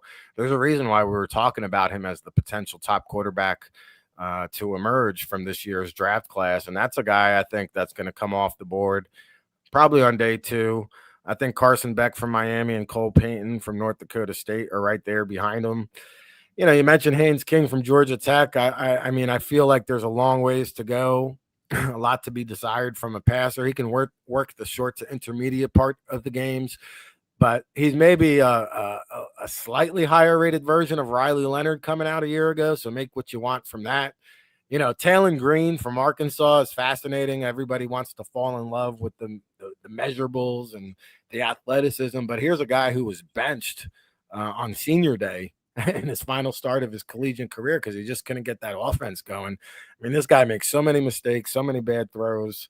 I think he's a late day 3 roll of the dice, but you got intriguing guys like Drew Allar from Penn State, Cade Klubnik from Clemson, once bandied about as potential first-round picks. I think somebody's going to roll the dice on those guys. Drew Allar maybe goes a little bit higher. But I think after Simpson, you could see a little bit of a waiting game. And I wouldn't be surprised, round 2 comes and goes. You might not hear a quarterback. You might not hear a quarterback after Simpson until day 3. I wouldn't be surprised about that either. What when you mentioned Cole Payton from North Dakota State, there's been Carson Wentz, Cam Miller, Trey Lance. Some of them have hit, some of them haven't at all. Yeah. Where is he among them? Well, I think you are intrigued by the upside. Obviously, you're betting on the potential, but you got a 1-year starter. He's a left-handed quarterback. Not a lot of experience. The level of competition at the FCS level is going to come into play. But then you look at what he's done. I mean, this guy can squeeze it into tight windows. He can extend plays with his mobility. Pretty good rusher, too. Can pick up the first down with his feet. He's got wheels for days. So I understand the allure, but you're talking about a small school caliber player with 1 year of starting experience. I think the NFL has kind of lived through that through Trey Lance, who was probably a more polished product coming out of school, but not a lot of experience again. And, I think that it's a developmental quarterback that you want to groom slowly. And if you have the runway to develop him for 2 or 3 years, who knows? Maybe you catch lightning in a bottle. All right. You mentioned Nussmeier on the cyst in his back. So they know what the issue. They haven't had to have surgery there, and it's, it's not a problem right now. What do NFL teams do with that? That he's got the talent, but now maybe a little bit of an excuse of why he was flat last year. Well, he aggravated a torso injury in training camp due to overthrowing, and Brian Kelly completely mismanaged this young man. It's actually terrible what Brian Kelly did to him because he overthrew him in training camp, way too many reps.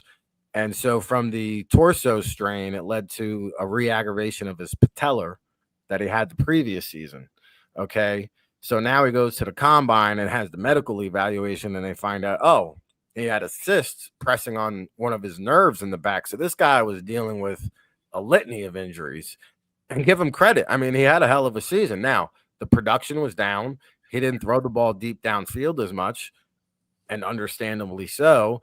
But again, if you look 2 years ago at his film, he's making throws that probably few, if any, quarterbacks can make in this draft. So I think you do have to believe in this guy and big time pedigree, multiple year starting experience in the SEC, the son of an NFL offensive coordinator and Doug Nussmeier down in New Orleans. Mm-hmm. And man, oh man, I mean, I think he could come in and compete with Tyler Shuck, to be quite honest, if the Saints were to pluck this young man in day 2 of the draft.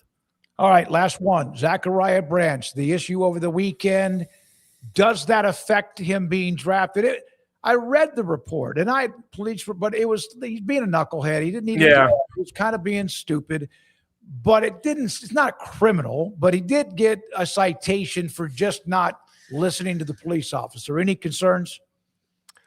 Well, I'm not so concerned with the alleged incident. I don't think it's terrible. I think I'm more just concerned with the decision making, right? Yeah. So, you're a couple of days from the draft. Like, let's make headlines for the right reason, not the wrong reasons. Yeah. And I think, that's just you question the decision making, and I think he was a guy, maybe a dark horse candidate for round 1, if not early day 2. But listen, gentlemen, you can't teach that kind of speed. So I don't think it has a huge impact, but you definitely want to make sure you do your due diligence. And it's a little bit disappointing just saying like, hey, can't you stay out of trouble the week of the draft? Like, come on now. Yeah, they got to be smarter. Here is the book. It arrived this week. Thank you very much for sending it to me. Also, go to allaccessfootball.com. Rick Saratella, it's been great. Maybe afterwards we'll get a summary and the best or the worst of what happened or who missed it. Okay? Thank you, man. Appreciate it. Thanks, guys. Rick Saratella with us. Allaccessfootball.com. He's on a lot of different shows and appreciate his time in this draft right here. Bible. I'll be able to have it while I'm watching the draft starting on Thursday evening and kind of circle out, X out, whatever you want to do. Thank you very much for his time. We'll have Craig Smoke Off the Radar at 4:45. But as usual, wait long enough and it's going to happen. More legal issues involving college athletics. And this one, there's a quote that I read, and I know Darren Heitner sometimes gets that reputation. He's representing athletes, but he put out a quote. We have it for you. We'll get to that tomorrow in the next segment about this House settlement. And remember all of the back pay, the $2.8 billion? A note on that and more. And this is 365 Sports. Let me tell you, Stonewood Dental is my dentist. Dr. Steve Childress is where I go. Started to go to him during the time during COVID in 2020. Needed to make sure that I was taking care of my business when it comes to, not just the fundamentals of brushing your teeth and flossing or whatever. I would have patches through my life where I was like, I don't know if I want to go to the dentist because I think that's probably, it feels like it's a cavity or maybe worse, a root canal, or maybe worse, they have to pull a tooth. I went to him, gave me a game plan. I've stood with it, stayed with it, and followed it. And I have a teeth cleaning coming up, I think, sometime in July. Last time I was there, I was like, maybe it's fine.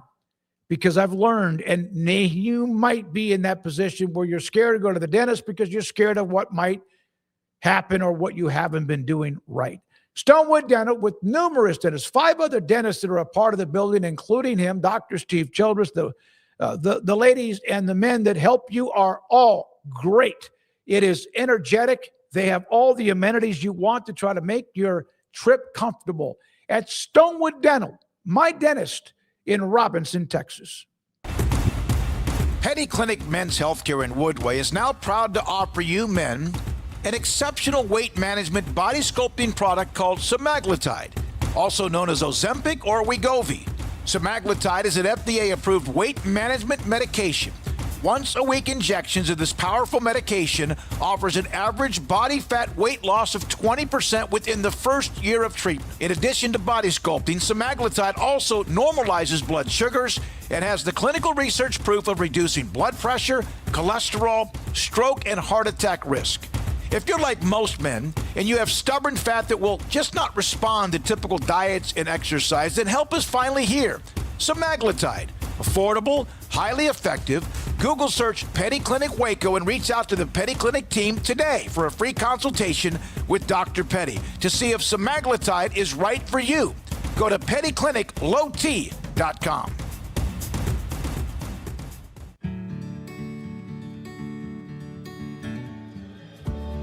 Whatever it is you wrangle, whatever seeds you sow, no matter what you nurture or what you choose to grow, at Texas Farm Bureau Insurance, we're proud to protect all Texans. When you play hard, sometimes you fall hard. Sports injuries require special treatment. At Southwest Sports Medicine and Orthopedics, our team of expert doctors provides athletes and active adults with comprehensive sports medicine care, diagnostics. Whether you're in high school, college, or beyond, we'll help you get back on the field. Call on the team physicians for Baylor Athletics. Call Southwest Sports Medicine and Orthopedics.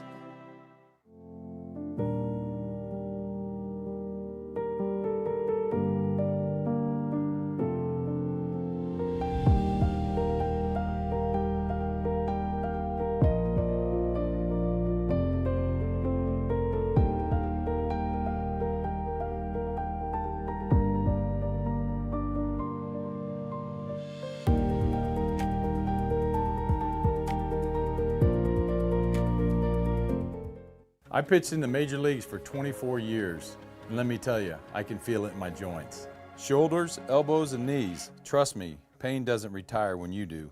I tried everything to get rid of the pain. Nothing worked until QC Kinetics. Baseball legend Roger Clemens and other patients are getting lasting relief with QC Kinetics regenerative treatments. No surgery. I trust QC Kinetics. You should too. Let's commit to getting rid of all the pain. Schedule your free consultation today. QC Kinetics. Better starts here. From the TFNB Your Bank for Life studio, this is 365 Sports. Presented by IdealMRI.com. Premium quality MRIs, convenient, affordable. That's ideal.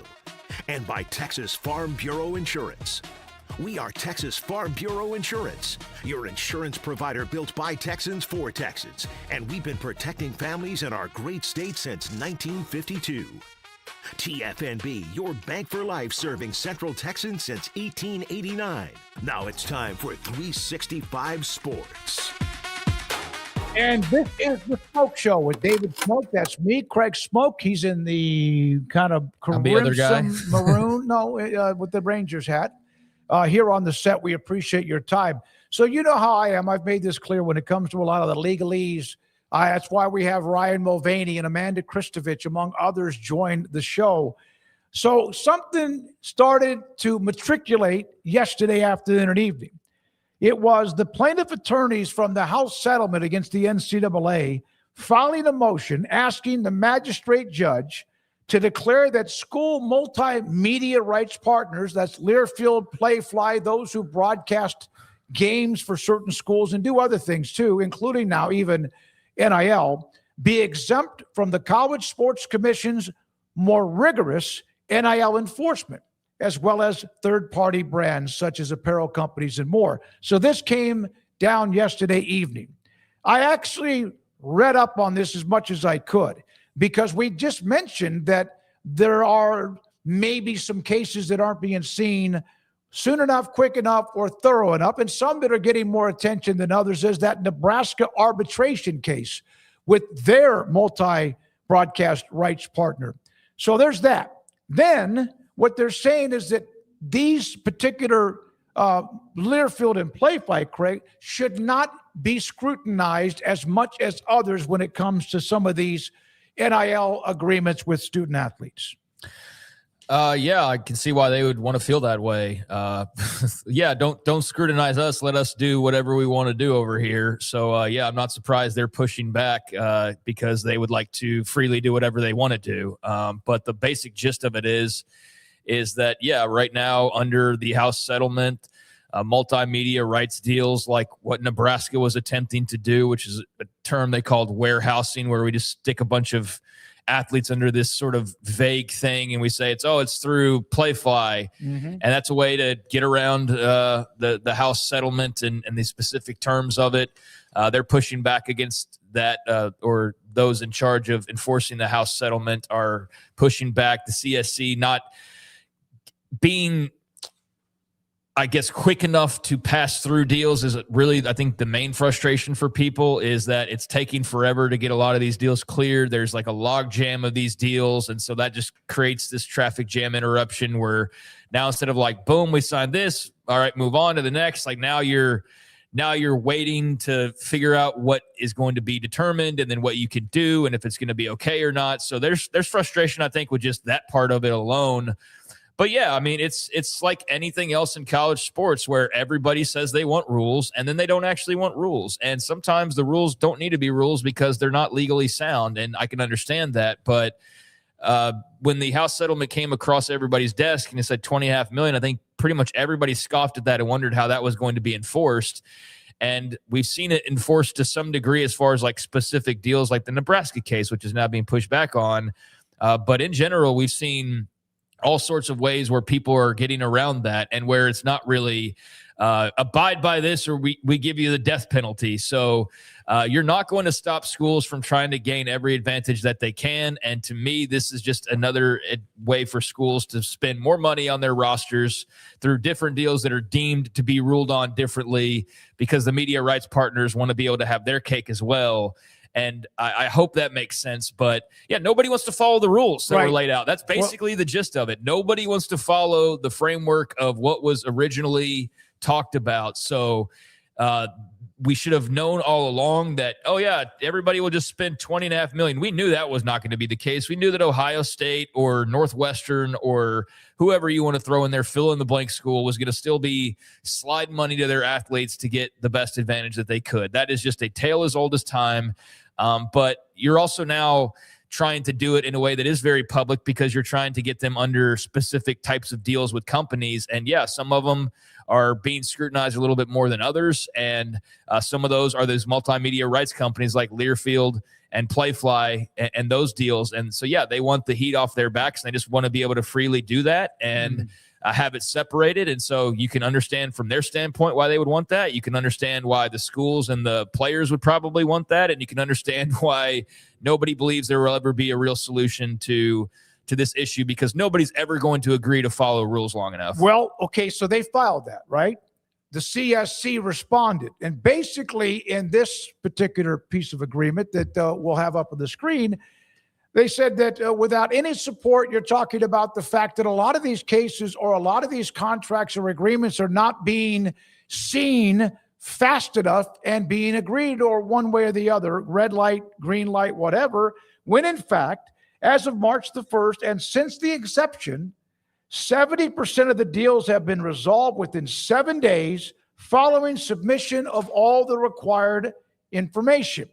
And 50% have been resolved within 24 hours. The remaining 30% of the deals, far from virtually every deal, as they made the comment, have required additional time due to fact-specific issues. Also involved in this, here is Darren Heitner, who represents the players. He's been very opinionated because that's his job. But then he made this comment, and this needs to be put on the screen so you can read it, because this is why I did it. This is the part when he discussed the whole House settlement never made any sense. The back pay portion, which was $2.8 billion, no one has gotten any of that money. The going forward portion allowed schools to pay players directly, capped at $20 million for their pay. No one, yet everyone pretends it's not pay for play. This is Heitner saying. Everything he's saying here is real. But none of the back pay has been paid out based on what he's saying here. $2.8 billion for athletes in years past, including right now. Yeah, there's a logjam, and there's a lot of questions about how all this is working. And part of the equation is some of these deals are not only moving slow through the system, but the people involved don't like the scrutiny of it. So, for example, Learfield and Playfly feel like they should be on the up and up and just get passed right through. But when it's over a certain amount of money, or you don't have a specific description as to what this is actually going to be for, like in the case of Nebraska, where they said, hey, here's a bunch of athletes and they're on NIL deals. Okay, for how much? And then they scrutinize that and they say, okay, so what are they actually doing for NIL to prove that it's real NIL? He's saying what everybody else has already known, that it's just all been pay for play. I mean, how many commercials do you see nowadays with college athletes in them? I see some of them, but I don't see it like just so widespread. Now, if you're in Ames, Iowa, I'm sure you see a lot more specific, like at the general supermarket chain, that they have the Iowa State quarterback does commercials or whatever for that. So we're not going to see all of it. But yeah, I mean, this has all along just been very elaborate pay for play. I don't think anybody's been confused by that. You just hope there was a structure that could even the playing field to some degree, where it was as as much of the word fair as it could be. But like I said at the very beginning, it's college sports. So fairness, schmearness, everybody's going to do what's best for them and try to find ways to get the best deals they can. And when they don't get their way, they're going to cry about it or be upset about it. And so Learfield and Playfly aren't getting their way and they don't like it. And Nebraska's not getting its way and they don't like it. And the CSC doesn't like a lot of what's being passed along, and they're either taking too long to greenlight it or to give it the old stop sign, or they're getting too in the weeds on it. And so, yeah, there's a lot of, I think, just frustration with the entire process and the whole thing. I think that's where I will land on it. Is it's not some clear cut, easy peasy 1, 2, 3 let's move these deals on along. It's bogged down in some cases. It's confusing in other cases. And yeah, there's a lot more clarity that's needed to try to make this a better operation. But I've already seen a lot of people who maybe didn't have faith to begin with, but those who did, who have lost a lot of faith in a quick amount of time. Here is what Dan Walken, who I don't always agree on a lot of his columns, but he made this comment. I'm not sure anyone in the history of humanity has been hoodwinked to the degree the people in college sports who signed off on this settlement have been hoodwinked. Michael McCann, who's a sports law, he teaches at Harvard and more, worth going back on the actual text from Judge Wilkin, approved as the definition of an associated entity. An associated entity is one that is closely affiliated with the NCAA member school for the purpose of promoting the school's athletics program or its student athletes. That's not a precise definition, which isn't a surprise since it's a new concept, nor is it a surprise there is now debate about how it should work. We needed to discuss it because it's like came in yesterday evening. Here's from a couple of people that contacted me. This is what happens, and we have discussed this, when constraining labor, historically not paying, violating laws, including antitrust and court orders and settlements, making arbitrary rules and unevenly applying them, and signing away other people's rights tends to result in the legal stories of never ending this and that. Very well said. Yeah, I guess so. It's very confusing. I saw to me. You were kind of. You just read a lot of lawyer statements, and I'm just like, my brain goes sideways. That was from an actual viewer. Well, okay. Well, they're smarter than me, and they just kind of with Dan Walken saying what he said and all of that. I mean, yeah, there's a lot of pushback on how this has worked. There's a lot of disagreement with how it's worked. I don't think any of that comes as too much of a surprise. I mean, there's different avenues you can go down on, like the granting of these deals and why that's a problem, or whether there should be a cap, or whether that cap even matters. You can look at the still attempts to try and circumvent the system, and that is something they need to be cognizant of, because the whole point of this entire thing is to try and prevent that. But again, it's college sports, so every school out there is going to try to bend what they can bend to improve themselves. So I don't know, man. I find the legal stuff interesting as far as the CSC and all that goes. I know that we used to host a show with somebody who would just say, "Oh, well, collective bargaining agreement." Why would the athletes want a collective bargaining agreement at this point? Why would you want that? If you are a top star quarterback in college football, why would you want collective bargaining? Because right now you basically have no salary cap whatsoever. You have, as an athlete, you do have to pass through NIL Go or the clearinghouse or whatever, but so long as it's on the up and up, it's on the up and up. I know they're having to get creative as far as like the cap and how all that works, but from an athlete standpoint, I don't want something that's going to put an actual cap on my earnings potential. So why would the athletes go, let's get into a union together, guys, and let's make the union part actually I would understand, but let's get into a situation where we cap ourselves from making the most money possible. The system's great for them right now. It may not clear every single deal, but the system is perfect for the athletes. I see why the leadership wants to change, but I don't know why they would want to change. Darren Heitner agrees with you. Believe it or not.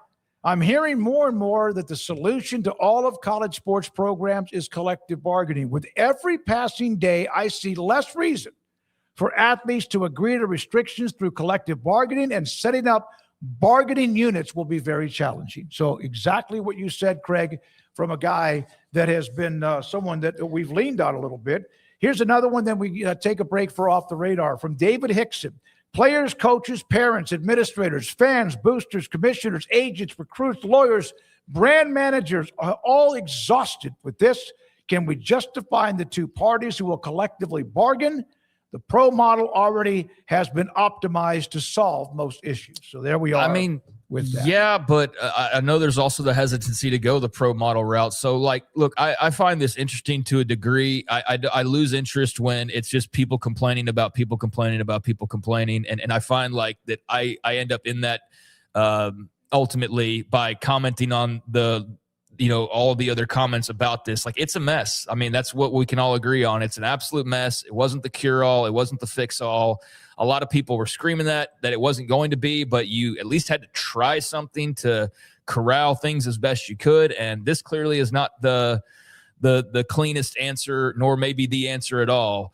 I'm glad that there's steps being taken, but this is a process that is still very much in need of some more work. And I don't think there is any simple solution, and that's why we're seeing this try to take, well, let's try this side route so we don't have to go the route that we know will eventually get us there, because that's the route we don't want to take, whether that's CBAs or professionalizing or whatever. The schools are holdouts in that regard. The athletes don't really have a whole lot of reason to want to do all those things either at this point. Like, why throw the life raft back to the schools when the schools just said, hey, you guys got free reign to swim as much as you want to in this pool of Scrooge McDuck cash? I think the uniqueness of college sports is what's really killing it here, because you want to point to the NFL models or MLB models or NBA models, pro sports models. You're talking about 32 teams, 30 teams with one or a group of ownership, all swimming in the same direction or mostly swimming in the same direction.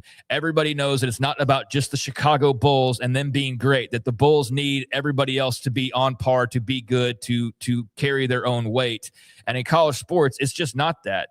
I mean, it is to some degree on the conference level, to some degree, but not to the degree of the NFL and how those teams protect each other. It's cutthroat, way more cutthroat than pro sports is. And I think you see that. And again, how you try to apply rules, and what does immediately everybody who said they want rules go and do? They immediately try to find the ways to break those rules and do it in a way that they have an advantage over everybody else. So the pro model maybe makes sense, but you're not dealing with a pro set of teams. You're dealing with 100+ schools from all over the place with totally different bank accounts and history and power brokers and motivations. And so that's why this is so messy. It's a completely different ball game. You're a lot more locked in on it than you used to be. But because of yesterday evening, good discussion. Well done. Thank you very much. And also some of the quotes we got, some of the what is going on.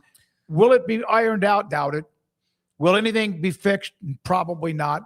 But there is $2.8 billion out there. I don't know what they're going to eventually do. That's like a class action suit that maybe you used to take FinFin, and you're supposed to get $100,000 or $40,000 or $20, and you never get it because it's tied up in court so often that and if they would take the money that's tied up in court with the attorneys and legal officials, how much of that money would help pay for what the settlement was in the first place? Well, I mean, okay, after you take out lawyer fees, how many lawyers are involved in these cases? So there goes a good chunk. I know it's $2.8 billion or whatever, but I think there's disagreements. Again, why is there disagreements? Because there's 100+ schools and armies of lawyers and presidents, chancellors, ADs, everybody who's got a say in this. Whereas in the NFL, it's like 32 owners and the commissioner.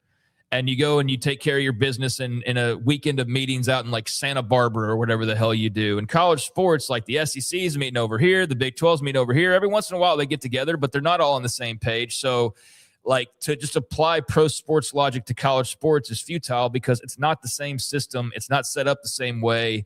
And it's far easier to make 32 or 30 people happy when you're all making great money versus because they all 100 share plus from the same pool. Yeah, they all get the same amount of money. So like, yeah, I want the Bills to do well if I'm the Chargers, because we're all going to make that much more millions and billions. But Tennessee doesn't necessarily give a damn about Arizona State. Yep. And they don't feel like they should make the same amount of money, because immediately, well, look at the TV ratings. You know, like this would be like the Bills saying we deserve more money than the Cleveland Browns because our TV ratings are higher. The Cowboys and owner Jerry Jones initially kind of stirred that hornet's nest when he took over. How'd that work out for him? And wanted to start, well, he was able to change some of the rules. But yeah, they busted his balls for a little bit. But because they could earn more because of sponsorships and popularity, he was able to start keeping a lot of money that otherwise was shared by everybody in the NFL. Yeah, but we've seen him take his lickings and go fall back in line because it's not about one guy. He will never be able to break away by himself. And yeah, he's not going to change. He's not bigger than the sport of football. I feel sometimes like Greg Sankey or Tony Petitti, and not even them specific, but like there's elements of college sports that do feel like they're bigger. Certain conferences feel like, and they say it. They said it this week. They said it last week. They said it a month ago. They make it very clear of we're still allowing you to swim in our pool here. And the moment you cross us, we are threatening to leave. And they've done that dozens of times over the last 3 years alone.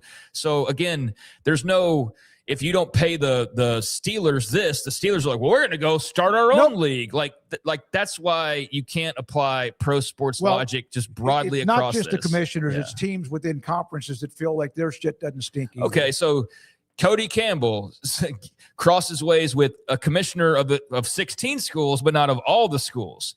And he gets crossways. And what do the fans immediately do? We'll just go join the SEC. Yeah. We'll take our money and go join the SEC. What are the freaking Cincinnati Bengals going to do? Where are you going, pal? Like, you have to fall in line because there's a great option in the UFL. The sport is bigger than you, and that's not the case necessarily with the way college football or college sports is structured. So I find it interesting. I don't know that there is a broad sweeping motion that you could make in any way, shape, or form, not even collective bargaining at this point, because again, why would the athletes necessarily all go for that? Maybe some in some sports it would make sense, but not necessarily for the star quarterback who has no cap on what he can make in theory. So yeah, like there's a lot that still needs to be cleaned up. I think that's why ultimately they're going to come to a point where after years of trying, they're just going to say, we can't all do this together. Like, this isn't possible, all of us together. And maybe that's what the great split is. It's been threatened as, or been talked about as, and I still believe if you're talking a super league, like to me, a super league is like the best of the best. It's not just the two conferences and they all meld together and Vanderbilt Purdue's a super league game. I don't believe in that. I believe it would be the best of the best, but that's my definition of a super league. There's others that believe, when you look at a lot of the moves that are going on right now with the Power Four, that even though the ACC and the Big 12 aren't necessarily on the level of, in whatever category, of the SEC and the Big 10, they're still necessary to be a part of the group with legislation and the playoff and those types of things moving forward. It's imperative to still have them involved, to the point that we still see them involved as much as they are. So is that the breakaway of the power leagues, and then they just do their own thing so that it's just cleaner? I think that's what's probably being talked about and figured out behind the scenes, because this all, like Austin Peay and the University of Texas trying to agree on the same things. It's no wonder nothing ever gets done, because you're talking about too many differences. Austin Peay gets part of it, but yeah, no, that separation continues to, the gap gets wider and wider, and it will continue to get wider. When we come back, Craig Smoke, great stuff. Glad you are part of the show today. And also for those of you in the chat, off the radar, then Hall of Fame columnist John McClain. This is 365 Sports. Alan Samuels, Dodge, Chrysler, Jeep, Ram, Fiat. CEO, GM is Ted Teague. David Gray is the sales manager. And then you have others who are also doing their job to make sure you get to test drive and get to know the Jeep SUVs, the Ram trucks. And right now, April 2026, Ram 1500 Lone Star Crew Cabs, 2.9% financing for 72 months plus $11,000 off.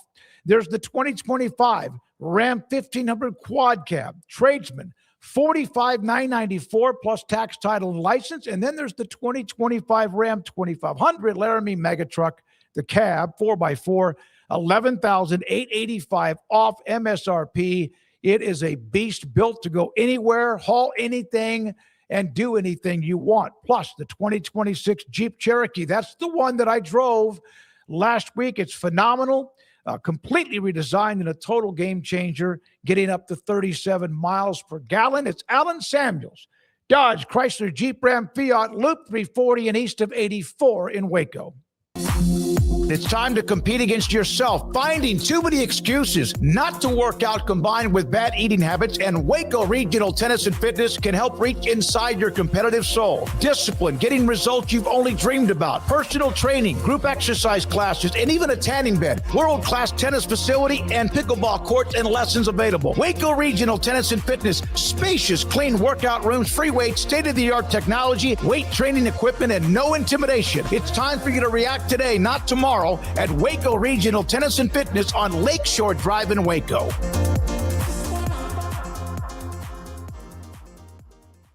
Declaration of Deals is at Allen Samuels in Waco. Get $11,000 off a new Ram 1500 Lone Star, plus 2.9% for 72 months. And America's best full-size truck powertrain 10-year, 100,000-mile limited warranty at Allen Samuels in Waco.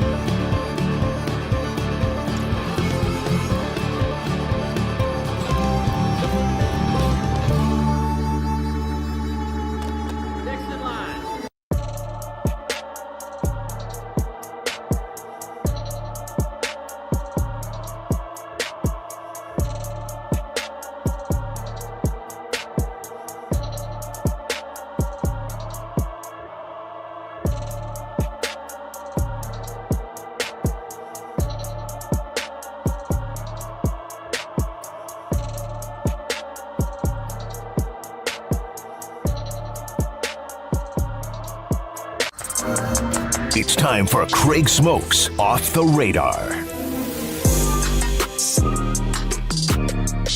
Smoke will join us in a moment with 365 Sports, but this is the Smoke Show on 365 Sports. We do appreciate you, Rez and Garrett, running the mothership. Andrew is working on that final segment we have with the poll questions, quizzes, and also spinning the wheel. Let me ask you respond in the chat room if you're interested. I think we're going to do this. I know a professor at Baylor.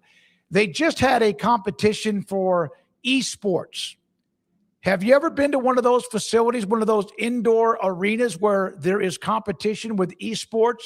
They had a conference tournament recently, and it was fantastic. I've talked to the professor. There's about to be a national championship that comes to town here in the next 2 or 3 weeks. And I am looking forward to having him on the show. And how many of you have ever watched or been to an arena where they do have the esports? Craig, and Off the Radar, welcome back. All right, thanks. Appreciate the incredible introduction there. And esports, yeah, that's an interesting little avenue. Specifically when you start off with LIV Golf, as we're going to do here, as we take a little bit of a break from the college talk for the most part. And LIV, a big topic last week, the reported rumors about his demise. You know who one of the biggest funders of esports is? Saudi Arabia. And really? The PIF is very heavily invested in esports. I don't know about specifically like Baylor or whatever. I doubt that, but they are very much in that game as well. But on the topic of LIV Golf, that actually transitions nicely because of that esports influence. But what do you think about all the rumors swirling around Bryson DeChambeau at the moment? They had an event this past weekend in Mexico. The course was a mess. I'm not even a golfer, and I could see how dry the grass was and the clumps. And I saw the viral clips of DeChambeau and his complaining about the shape of the course and all of that. But the LIV Golf rumors have kind of subsided. The people in the know, as best as they claim to be in the know, still indicating that this thing's dying. Like, it's just a matter of, can they get another backer? But as far as it being the Saudi free ride that it was, where it's just blank checks, you don't even need to make money, like those days are obviously over. The war changed that in the Middle East with how it's affected oil and how it's also just in general been the prerogative of the Kingdom of Saudi Arabia here in recent years to try and pivot away to money-making enterprises, but also to become less reliant on oil. So this is like just all sorts of things kind of compounding where LIV can't just be a blank check anymore. So that's obviously its issues have led to people coming back to the PGA, but there's been those that have stuck around like Bryson DeChambeau. And you know what? When you're making 9 figures, which he apparently signed the 9-figure deal, one of those big original deals, you can see where he would be hesitant to leave. But what is the path back? And is he going to be another exit soon, joining the likes of Brooks Koepka, who is left LIV Golf? I read this, but did he say he would come back if they paid him? I don't know that he said that specifically. I thought and again, it was in like perhaps flipping through something on a Sunday afternoon or whatever. But if you think of the 2 or 3 guys that would come back, that would obviously be the bigger names, Rahm, DeChambeau, 1 or 2 others. But man, Bryson DeChambeau doesn't have to play competitive golf except the majors and 1 or 2 others. And he's making $500 million a year or whatever it might be. For right now. I mean, yeah, he's not going to ever need money. But if LIV Golf does go the way of the dinosaur, he'll still have more than enough money and never really need to make another paycheck in his life. I mean, because the money he made there was obscene. He's also got his YouTube side hustle as well. I don't know, man. I felt like he made some ground up with kind of his YouTube deal, and now I sense that there's still that element of people that are really polarized by Bryson DeChambeau, that I felt like he kind of repaired his image a little bit. And by repair his image, like, what does that mean? I just felt like he was very unlikable there for a while towards the end of his PGA stint. No, it's not. I think he was unlikable early. Okay. And then I think at some point he was unlikable, but we can agree on that. And then when he went to LIV, and of course, then there's that. Well, he's the rebel. You're off against the world. And then when he won the Open and beat McIlroy, maybe as popular as he's ever been, because 1, he's an American golfer no matter what tour he's on. And McIlroy's got, of course, some that just don't like his attitude. And it was I thought at that moment, the crowd, the gallery, the patrons, whatever you want to call them, exploded when DeChambeau rolled in that 3 or 4 foot putt to win it. Yeah, well, he's apparently weighing his options. I was just, curious as far as that goes, if there was any follow-up on LIV, and there really hasn't been as far as what the future holds. So do you want to see Bryson DeChambeau back on the PGA Tour? Like, if he were not to come back, if you're just going to go do YouTube golf for the rest of his life, would that impact your fandom in any way? Like, do you want to see him back in the mix? Like Koepka will be back in the mix? Only if they have to. Do you care? I haven't missed them. I do think there's been some tournaments, maybe even a couple of years ago, when they didn't have quite the zip to it because some of the names that were missing, a Rahm, a Cam Smith, a Bryson DeChambeau, or a Brooks Koepka, or even whoever else. But I think that has kind of passed, and I think the PGA Tour has LIV forced the PGA Tour to look at themselves in the mirror, and they have made some changes. But nobody comes back from LIV if they don't pay the price and or are not allowed to get paid with some of the money that's available on the PGA Tour. Yeah, and that's where there was some commentary on this from the Pat McAfee show when you had Brian Rolap, CEO of PGA Tour. He did say on Monday, listen, we're reading all the same headlines you're reading when asked about LIV Golf and the PIF, Public Investment Fund in Saudi Arabia. He said, we don't know what's going on over there. We know those guys are under contract. We'll respect that. And then he said Brooks came back onto the tour because he made a phone call and said, look, I'm out of my contract. I'm ready to come back. So we're thinking about it. We'll react when we have an opportunity to react. But right now we're focused on making the PGA Tour better. But listen, I've said it publicly and I'll say it again. I'm interested in whatever makes the PGA Tour better. That's what my job is. That's what I'm interested in doing. That has no limit. That's how I'll focus on it. So that leaves the door open for who else? John Rahm or Bryson DeChambeau, or who else would be Cameron Smith would be guys that I guess you would say were the names that would be of some substance that could come back. There's not a lot of them, obviously. If you asked the PGA Tour, and even if you asked the golfers on the tour, which of the 3 to 5 would you want back to make us better? We've named them. Maybe I'm missing somebody. I know there's a couple of guys that have really done well on that tour, but those are the ones, especially with Koepka, even though he's not quite as who he was, he's playing a lot. And that's what he needs to do to get himself sharp.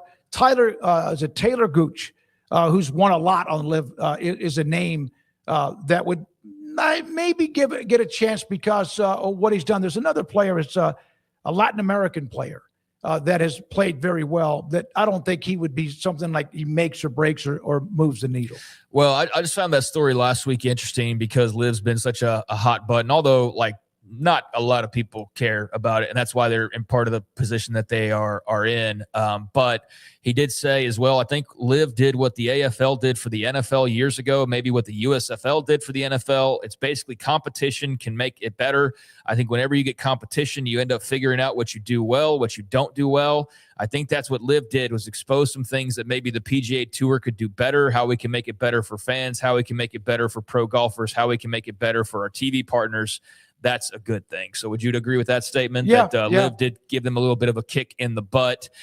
So he did give them a compliment right there, but it remains to be seen on if Bryson DeChambeau and others will be eligible to come back, but they're not saying the door is entirely closed. It just remains to be seen on what that might look like. So as far as from a week ago, not much has changed there, and we still await to see here in the next few months what the future or lack thereof looks like for LIV Golf. Meanwhile, a little bit of media news. Mike Tomlin, no longer the head coach of the Steelers, came out today in sports media news that he is going to be in the media game. Mike Tomlin will be a part of the pregame show for Football Night in America on NBC. He will be in the studio as an analyst. Apparently, they started to have some talks that Jeremy Fowler said picked up recently in Augusta, Georgia. So I guess Tomlin was out at the Masters maybe and was hobnobbing during Masters week and working out his TV deal. But he is now going to join the likes of Bill Cowher, obviously, who jumped on over to CBS way back in the day. Cowher, I remember for years and years, there was always rumors he was going to come back, and he never did. He never did. At least early on in his tenure, there was a lot of talk about that, but he never, ever did. I think Tomlin will come back. I don't know what you think about it, but interested to see him in the studio and just talking ball for an entire season. And then whether or not he gets that itch again or he ends up being a lifer like Cowher, I think will be interesting to see as well. I really like Mike Tomlin. It did seem like they were just treading water. That franchise has been amazing with Noel, Cowher, and Tomlin, and now they've moved on. I like him. I think he'll be great.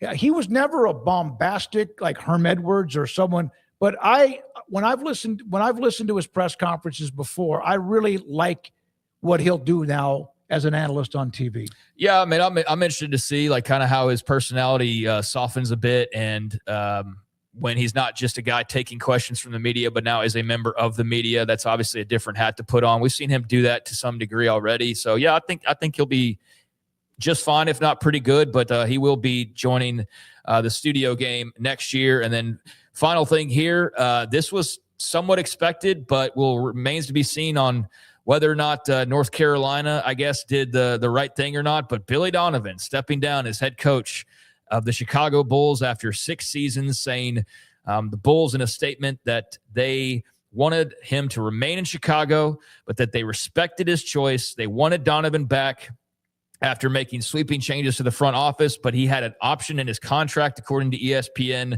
and Shams Charania, that he decided to enact, I guess, and he elected to step down after meetings with ownership over the past week. So Billy Donovan in the statement said, through the Bulls, after a series of thoughtful and extensive discussions with ownership regarding the future of the organization, I've decided to step away as head coach of the Bulls to allow the search process to unfold. I believe it is in the best interest of the Bulls to allow the new leader to build out the staff as they see fit. And the Bulls are on record multiple times. They wanted him to stay. But he decided to leave. And just interesting in light of that big high-profile North Carolina search and his name being mentioned there at the beginning, that he does, in fact, end up leaving. But North Carolina felt they had to make that move because they needed to make a move in the portal and all of those things. And they go with a different NBA head coach in Mike Malone. But, yeah, I don't know what that means for him moving forward, Donovan. If this gets him into college maybe next year or he gets in the media game or whatever, but he is done with the Chicago Bulls. So there you go. He said when his name came up, I believe others maybe reported this, that he was going to let the season play its course and then make decisions, and North Carolina had to fill that before, as we mentioned. But he'll be back in coaching. If not, he will be a studio analyst or host himself, because he would be able to do that. In fact, maybe have done that in between some of what he's done since the days when he was damn good at, what was it, Providence? Where was he before he was at Florida? I don't remember, but he'll be really good. Yeah, I think he's done maybe some things here and there. I don't think he's done a whole lot of the journalism side, but he is somebody who's going to have a lot of options at his disposal. It just won't be in the college game, at least for this next upcoming season. But there you go. There's a few things off the radar. Oh, my goodness. Yeah, I'm trying to think of where he was before. But, yeah, he's also been at Kentucky. Thank you, Craig. Appreciate it. We're now joined by Hall of Fame columnist John McClain with us as we are 2 days away, almost exactly 2 days away from the start of the NFL draft. And, John, what's on the grapevine, or what are you plucking out of the tree right now that's a story that you're following more than anything else? Jeremiah Love. A lot of people think he's the best prospect in the draft. The only thing we know for sure is Fernando Mendoza is going to the Raiders, and then everybody could get crossed up with the second pick by the Jets. But everybody I know in Nashville wants Jeremiah Love. Everybody I know in Houston, Indianapolis, and Jacksonville does not want the Titans to get Jeremiah Love. And if their GM, Mike Begonzi, looks at history of that organization, he will see how 4 running backs help transform an organization, starting with Earl Campbell in 78, Eddie George in 96, Chris Johnson, I can't remember when, and Derrick Henry. Those 4 running backs helped make them Super Bowl contenders. And Jeremiah Love is not going to make him Super Bowl contender this year, but boy, he could help Cam Ward, their second-year quarterback. John, we're just talking about this. This is not draft related, but Mike Tomlin jumping into the media side of things. I think he's dabbled a little bit here and there, but what do you think about him being the next coach turned studio analyst, as he maybe comes back eventually, or maybe he does the Cowher thing where he just decides to stay in media? What do you think? No, he's not going to do Bill Cowher. He's coming back after 1 year. He'll have multiple offers. He'll go on Sunday nights, and everybody loves Tony Dungy, but he was terrible as an analyst on Sunday night pregame. It's amazing he lasted as long as he did. I'm surprised Jason Garrett has lasted as long as he is. But Tomlin's a great talker. He's analytical. He's opinionated. Sometimes when coaches know they're coming back, you don't get the good opinions. I think you're going to get them from Tomlin, and he's going to be a big hit. I do too. He's not like outwardly like the personality, like I mentioned Herm Edwards among a couple other guys, but the way he describes things is methodical. I think he'll be really good. I agree. So you mentioned Jeremiah Love. That's a big name. We're hearing that Jordan Tyson was always the highest rated wide receiver, but he had a personal workout that he might climb up a couple of notches or two. And then there's the young man from Georgia, Branch, who just acts like just a dumb decision-making and getting arrested, nothing felony or whatever. But how could that ding him or not, or is he just so fast it doesn't matter? At least he wasn't speeding. Yeah, that's exactly right. Yeah. You got to be a moron to get in trouble before the draft. It's happened. Agents, of course, go crazy. Family members go crazy at the stupidity. Is it going to hurt him? No. He's not highly rated anyway. He's just fast. I think Carnell Lake of Ohio State will be the first wide receiver. Carnell Lake. I forgot his name. I forgot it. Yeah. Now, okay, will be the first wide receiver taken from Ohio State, and Ohio State's trying to be the first team to have 3 of the top 5 picks since Oklahoma in 2010. John, I mean, I think the Branch thing is like, yeah, it's stupid, but it wasn't like that big of a deal. I mean, we were just talking about Ruben Bain like a week ago, and that's already come and gone. And so, yeah, I don't think that affects him, nor is he like top of mind when it comes to the draft anyways. But it is dumb to get in trouble right before the draft. I'll tell you something, Craig, excuse me, that this was uncovered by Trey Wallace at Outkick, and I don't see anybody else using it.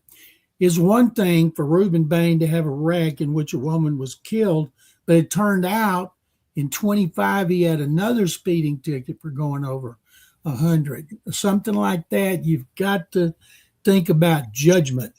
and off the field. And he's a terrific prospect, but we'll see if it costs him any money. I remember one year a player got hurt in a wreck the night before the draft. A team drafted him. His agent did not let the NFL know that his client had been in a car wreck and got hurt. And boy, that agent got blasted up one side and down the other. Every once in a while, you see something like that. But at this point, they've had so many people investigating so many players. It's amazing they continue to make so many bad draft choices. John, what did you think about the rationale for Cincinnati and the Giants in pulling off that Dexter Lawrence trade? And what do you think it means for both, but also rolling into this weekend? Well, one of the things, Craig, and I was surprised, he didn't play worth a darn last year. You don't see people talking about that. He was injured a lot. He was unhappy with his contract. He was a problem, and they didn't do anything with him, and he's going to be 29 years old. Now, Cincinnati did not have to pay him the kind of money people thought, and they were wondering, well, why didn't the Giants just extend him a year at that money? But I think he wanted out because he was mad at the Giants. He saw so many of his teammates getting out and then going to the playoffs and even the Super Bowl like Saquon Barkley. But to get the 10th overall pick is really good because they could, if they don't screw it up like they did the last time they had 2 number 1 picks, it'll be a good deal for them as far as Cincinnati. If they get the Dexter Lawrence from before 2025, he can play really well for 2 or 3 years. John, the Cowboys are at 12-20. We know they need help on defense. You could name a position.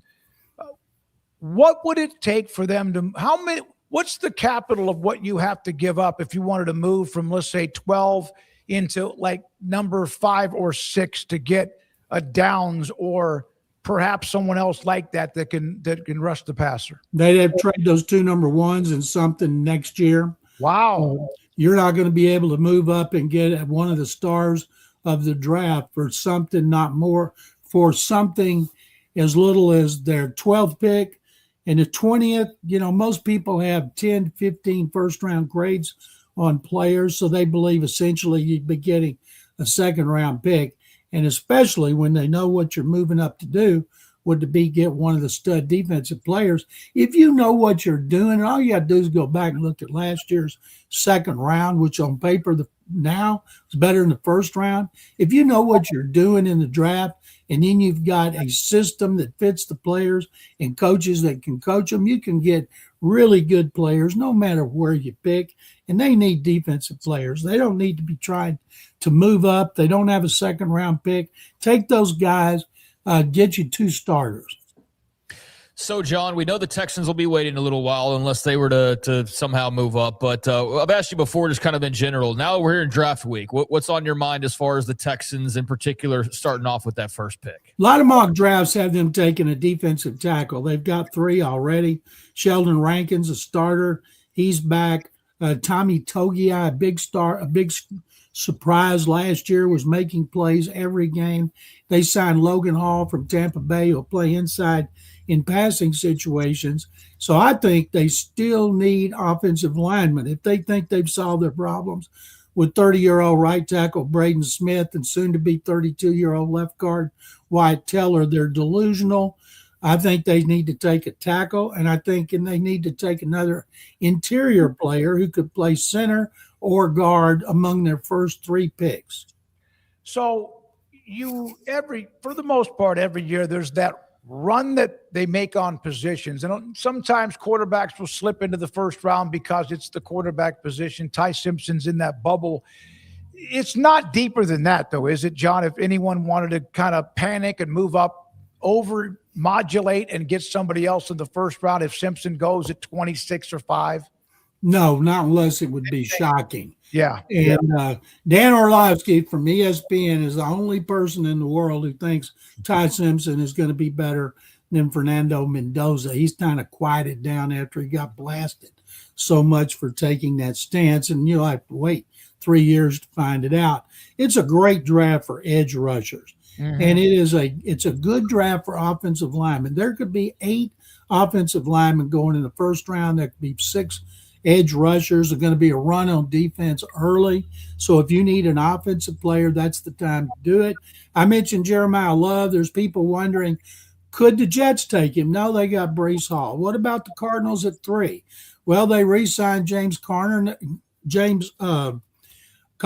then they went and signed Atlanta running back Tyler Algier. So you'd think they wouldn't draft Love there, but teams that might want him, like say the Giants at 5, they might pay to swap. Might do, if the Titans really want him, it might do them good to give them a pick in the future to swap one spot. But those spots right there are the ones I'm most interested in, and to see what the teams with 2 first-round picks like the Cowboys do with them, because most of those teams with 2 first-round picks are not very good. John, it is crazy to me, and there's a reminder of this every year, but we get over-modulated like the year prior, so it's already started like this 2027 crop of quarterbacks with Arch Manning maybe and Dante Moore and all these guys is just going to be utterly insane. But I look on this draft, and we just talked about how there's this cliff that you fall off of after Mendoza and then after Simpson, and there's names like Garrett Nussmeier and Cade Klubnik and Carson Beck and all these guys who were big stars in college. And it's crazy how that doesn't just translate to the NFL, right? Like just how we get so up in arms about these QBs, and then when the time comes, it's like there's maybe a first-round quarterback. So just a warning to not get too caught up in next year's mock drafts already, I guess. You have to put Drew Aller in there from Penn State. So Robert. After last season, and I'm talking about 2024, all the experts talked about all the first-round picks the following year. And they mentioned everybody you just mentioned, Craig. And they didn't mention Mendoza because nobody knew jack squat about him. And they didn't talk about Ty Simpson because he'd never been a starter. So all these guys that talking about could be first-round picks next year, you have to keep in mind NIL.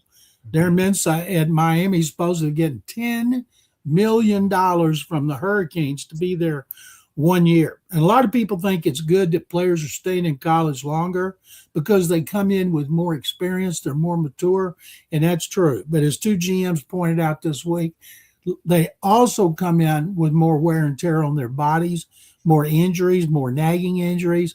So they would rather they not come in as like 24, 25-year-old rookies unless they're quarterbacks who can play now till they hit 40 or more. John, I have one more question, but I want to get to the event over the weekend, the Texas Sports Hall of Fame, the induction dinner and ceremony. Is the Laramie Tunsil story one of the most drama-filled draft day opening round stories you've ever witnessed, covered, etc.? I was at the Texans, and we got TVs everywhere at the draft headquarters, and all of a sudden, we don't have the sound on. We see somebody wearing a gas mask, and we're like, what is that? You know, we thought it was some video of something that had to do with, we didn't know. And then it was about Tunsil, Laramie smoking bong in a gas mask, and it cost him some money. But 2 times in his career, he's been the highest paid offensive lineman in history. Now he's trying to do it again with Washington, what he won't be able to because of his age, but he's able to overcome it. And for not having the sound on and looking up and seeing that, like, what in the world? Yeah, that was wild. That was we wild. were in Chicago, I believe, is when the draft with that went down. And I mean, you know, that place is great. We had a great time in there, but I remember trying to figure out what was going on. That was very awkward, very awkward. Yeah, somebody didn't like old Laramie, put that out there. Yeah. I always wondered, and he never would talk about who it was. He had to have known who it was because he had to have known who took the pictures or the videos when he was doing it. Yep. All right. So some great names, all sorts of various sports, etc. Athletes inducted over the weekend. Steve McMichael, of course, who's passed away. His wife was fantastic. Von Miller, Gary Patterson, among many others. I love the fact Clint Dempsey was there. The Texas Western basketball team being honored. Your thoughts about the event? Chad Hedrick, the Olympic speed skater, I thought he did the best speech overall. It was a great event put on by all the executives over at the Texas Sports Hall of Fame. They do a tremendous job. I would encourage Wacoans to come to that event. The building that they have there, when I was told originally we're going to a place over next to the Coliseum. And I'm like, I grew up across the street from the Coliseum. You got to be kidding me. Were we going to be in a barn? And then I had no idea all that had been redone. It is fantastic. I saw so many people I see sometimes, so many people I don't see much, and I had a blast. And I was sitting at a table. I get a table every year with Mean Joe Green and his wife and Don Truell and his friend. And a producer on their documentaries, Rob Lynch, and we just were blown away by the speeches and what a great organization. And Brad Sham comes every year, and he's the MC, and he won't let him pay him a penny. All right, it's a great event. And Brad does an incredible job because it's a traffic cop job. You got to keep the traffic flowing, and they do such a great job. Who's next on your? And George's did a great job of catering, and we all know how great George's is. Who would you suggest is that your number one selection to when we get to June, when we start setting that ballot? Do you have anybody on your mind? I sure do. I've got two seniors, one that I've learned all about from our documentary, the PVIL story separate but equal, and that was a coach from Moore High School in Waco, Lewis Richardson Sr., won 3 PVIL state championships, was the first black coach hired in the Big Ten when he went to Wisconsin as an assistant, and then had a career up there in which he helped other black coaches get indoctrinated into the Big Ten and coaching in college football. And also, I hated him when he played, Ed Hargett, an Aggie quarterback, because he hurt Baylor so much. But I think Ed Hargett, as a veterans member, needs to be in the pro football, needs to be in the Texas Sports Hall of Fame. So those are two guys, David, you'll hear me pushing. He went to Linden Kildare High School, sat down with him one time, and did a Where Are They Now with him, the quarterback who went to A&M. Thank you, John. Appreciate you. Thank you, guys. Check them. There you go. John McClain, Hall of Fame columnist, on with us most every Tuesday at around 5 o'clock, and the draft, of course, in a couple of days. Yeah, it's always good to talk about John. I saved him an Astros question this week because I'm not gonna declare their defeat too early, and we like John, so I don't want to poke at him like you would somebody you don't like as far as the Astros struggling. But it's interesting to see them in last place for once. It's been a really long time since we've seen them in last place in the AL West, and I know that bugs him to no end as a massive Astros fan. So we'll let the season play out a bit more. But yeah, I mean, some interesting things there. I'm ready for the draft. I mean, at this point, I'm so ready. I can only imagine those who have been poring over mocks and doing all that, how ready they are for it. But luckily, we're just 2 nights away and can finally see some of these picks and get to talking about not where a guy might go, although that's a lot of the fun. But after a while, it's like, okay, where is that guy and what does that look like? Casey Concepcion in Pittsburgh or Jeremiah Love in Tennessee. Like, what does that actually look like in practice? Who does Washington pick? I'm thrilled to see who they get. It looks like it could be a Sonny Styles, someone of that caliber. They're going to end up with a really good player on paper. And yeah, the Cowboys are always interesting in whatever they do. So I'm excited that we're finally here. It's been fun to talk about and speculate about, but I'm at that point where I'm ready to watch the draft. Me too. And see, just kind of watch it flow. And I think they cut the time down again. A little bit, just a little bit, to make it even more TV friendly. All right. Rez and Garrett and Andrew have been running the mothership. Andrew's been out of pocket for a couple of days. I don't think he's feeling very well, but we have our final segment, and let's spin the wheel.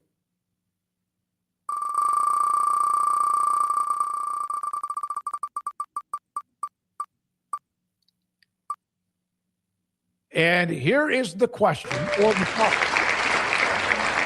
If your movie theater hosted, fans in the background a lot louder today. If your movie theater hosted a watch party for a major sporting event, would you go, given the admission price is low and there are good seats available? I mean, I've had the opportunity to do this. I enjoy being at home more and not having to pay for anything. But if it was like a big cultural event, I could see like a World Cup match or something. I could see where that would be enticing to go if you felt like there was going to be a good turnout for it and people were going to have fun. What do they call that? Was it like, what's like that venue they have now that they're sprinkling up all over different cities? Like Dallas has one where you're basically like front row at the sporting events. I forget what they call that. That new like sports bar look. Yeah. I don't know like what where it's called. you're front row at the Yeah. sporting events. I venue or something. I don't know what it's called. That seems kind of interesting. Although The Sphere. Is no, that it? not No? the Sphere. Okay. That's just in Vegas. That's that's very cool too. I'd love to see like a concert of some sort there. But I can't remember what it's called. But they've been popping up across America. That seems like it would be kind of cool. And that's sort of in the same vein. So I don't know, like a big World Cup match, if everybody was actually like in a patriotic mood and soccer had a bit more of a backing, that seems like it would be a fun event. Super Bowl, I'm more inclined to just be at home or with a smaller group of people and be more comfortable. So it would really depend on the event, but I'd be up for it. Cosm, yes, thank you. That's what it is. Cosm. That looks interesting. I've heard it's very expensive from the people who have checked it out that I know, but very cool. So yeah, Cosm, I'd try that out. I'll try just about anything once. So yeah, for the right event, but there are certain ones that, I just kind of want to be at home for that. Like the draft when we were there for several years, that was cool to be a part of, that backdrop, depending on the city. Like in Arlington, we were in the stadium and you had seats. In Nashville, it was like humanity, and you didn't really have a great angle unless you were just surrounded by people. Chicago was that. Chicago was an old theater, and that was awesome. It was awesome. You had seats for that. Radio City Music Hall, New York, of course, the same thing. Same also. thing. Yeah. So that was cool if you have a seat and you're just kind of coordinated. Whereas with the Philadelphia, Nashville, and what they've been doing the last few years, I haven't gone, but that's when they started to make it like the big outdoor, just sprawling mass of humanity. I didn't love that as much. So yeah, anyways, it was cool though. It was communal to watch the draft with a bunch of people who were excited about it. Right. So yeah, there's certain things I would do. I loved it. New York, obviously Chicago, the same type, as you said, indoor theater. I would rather just have it on in the background as I'm doing some other things, and I will. But if I wanted to, and I've done this before, back in the day when heavyweight championship fights were not available and it was closed circuit. And so you'd go to a movie theater and watch Ali Frazier against Foreman or whatever fight it might have been, Hearns and Hagler, Leonard and Duran 1 and 2.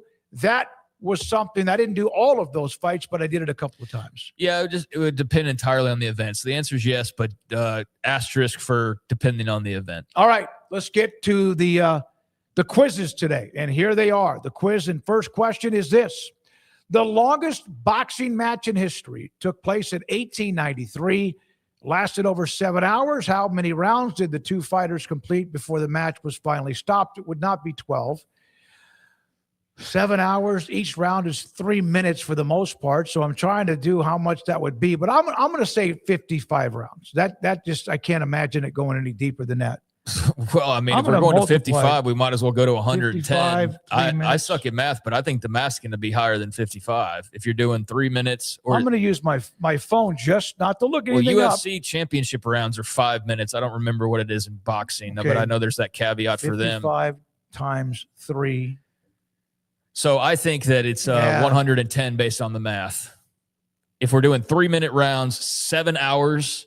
So you're looking at like 20 rounds. Okay. Maybe slightly less than 20 per hour, 7 hours. I mean, that's over 100 rounds of boxing right there easily. It's not 12. It's not 25, 55, not enough. So yeah, it's 110. All right. Let's see what the answer is. Yeah. 110. Yep. I just did the math. It would have been 108 or whatever. So 110 rounds based on 3 minute rounds and 3 minute, 15 rounds. Okay, there you go. Read it. Let me see it. Andy, the response to we can read it to the audience. Andy Bowen, Jack Burke fought for an astonishing 7 hours and 19 minutes in New Orleans, starting at 9:15 and ending at 4:34 a.m.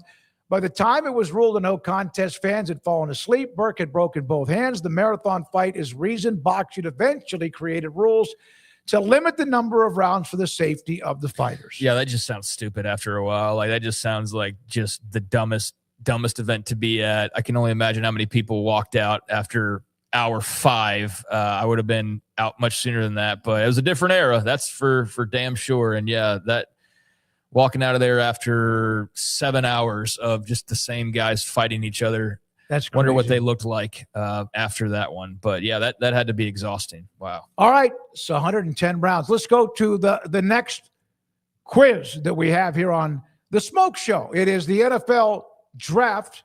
Wasn't always prime time TV spectacle. And what year was the draft televised for the very first time ever? Yeah, it used to start Saturday morning and go all day Saturday, all throughout the day, and then turn around and go most of the day on Sunday. ESPN started in 1979 or 80. So that timeline, I don't know if they were ready for that yet. So what do you want to say? 87 Well, or this 94? is your wheelhouse, man. Yeah, I'm not even born for most of these I years. can't imagine it was in 1970, although that's about the time Monday Night Football began, because not many networks would want to carry that. It's an entire 2 days full of draft coverage. I'm going to say 1980 and say ESPN. It's going to be 80 or 87. I'm going to say 1980. There you are. Yep. Congratulations. A couple of years into it, ESPN said, let's go all in, and now they basically own everything. The draft was first televised in 1980 by a fledgling, there we go, cable network called ESPN. Commissioner Pete Rozelle was famously skeptical, doubting anyone would watch a bunch of guys reading names off a clipboard, but it turned into a massive ratings hit. Yeah, little did he know that people would watch two guys just screaming nonsense at each other for hours on end 30 years after the start of the draft, and people would gobble it all up.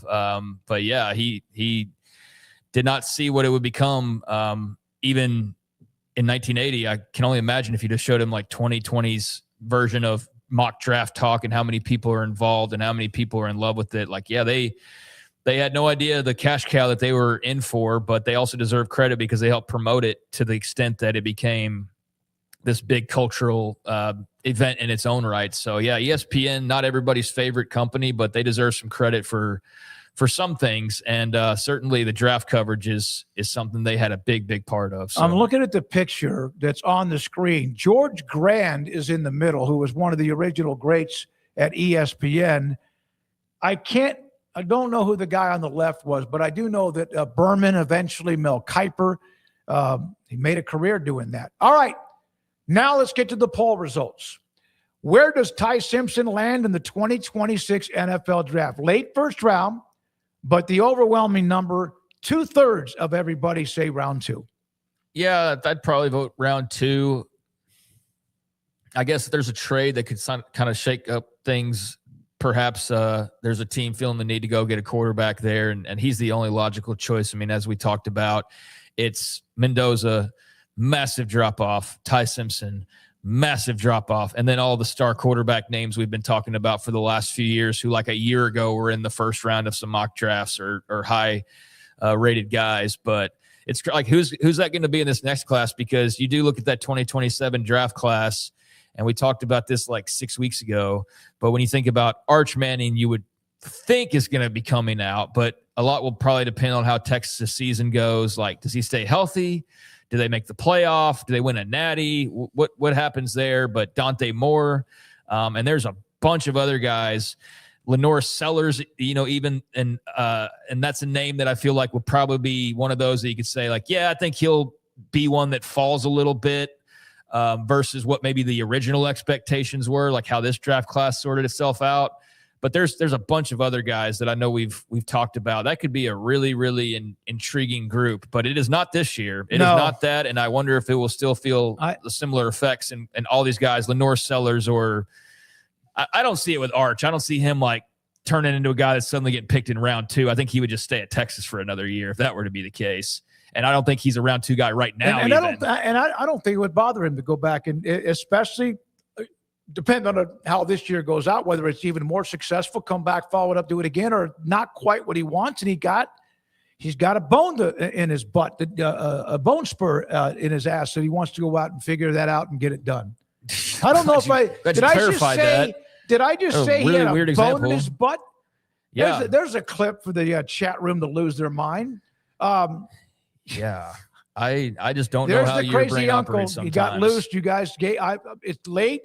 I'm off my medicine all of a sudden. It's not working. I apologize to nobody because that's what I said. All right, Yeah. Anyways, my point was that I'm very curious. Like Trinidad Chambliss is another name, and John Mateer, or he's not a high round guy, but there's just a lot of really intriguing names that could be a part of next year's quarterback draft. But there also was this time a year ago, and Cade Klubnik and Sawyer Robertson and Carson Beck and all those guys ended up sliding. So that'll be the case for some of these 2027 guys as well. But they don't have a very high bar to cross. I mean, all you need is like a couple of surefire first rounders, and that beats this 2026 class. Yep.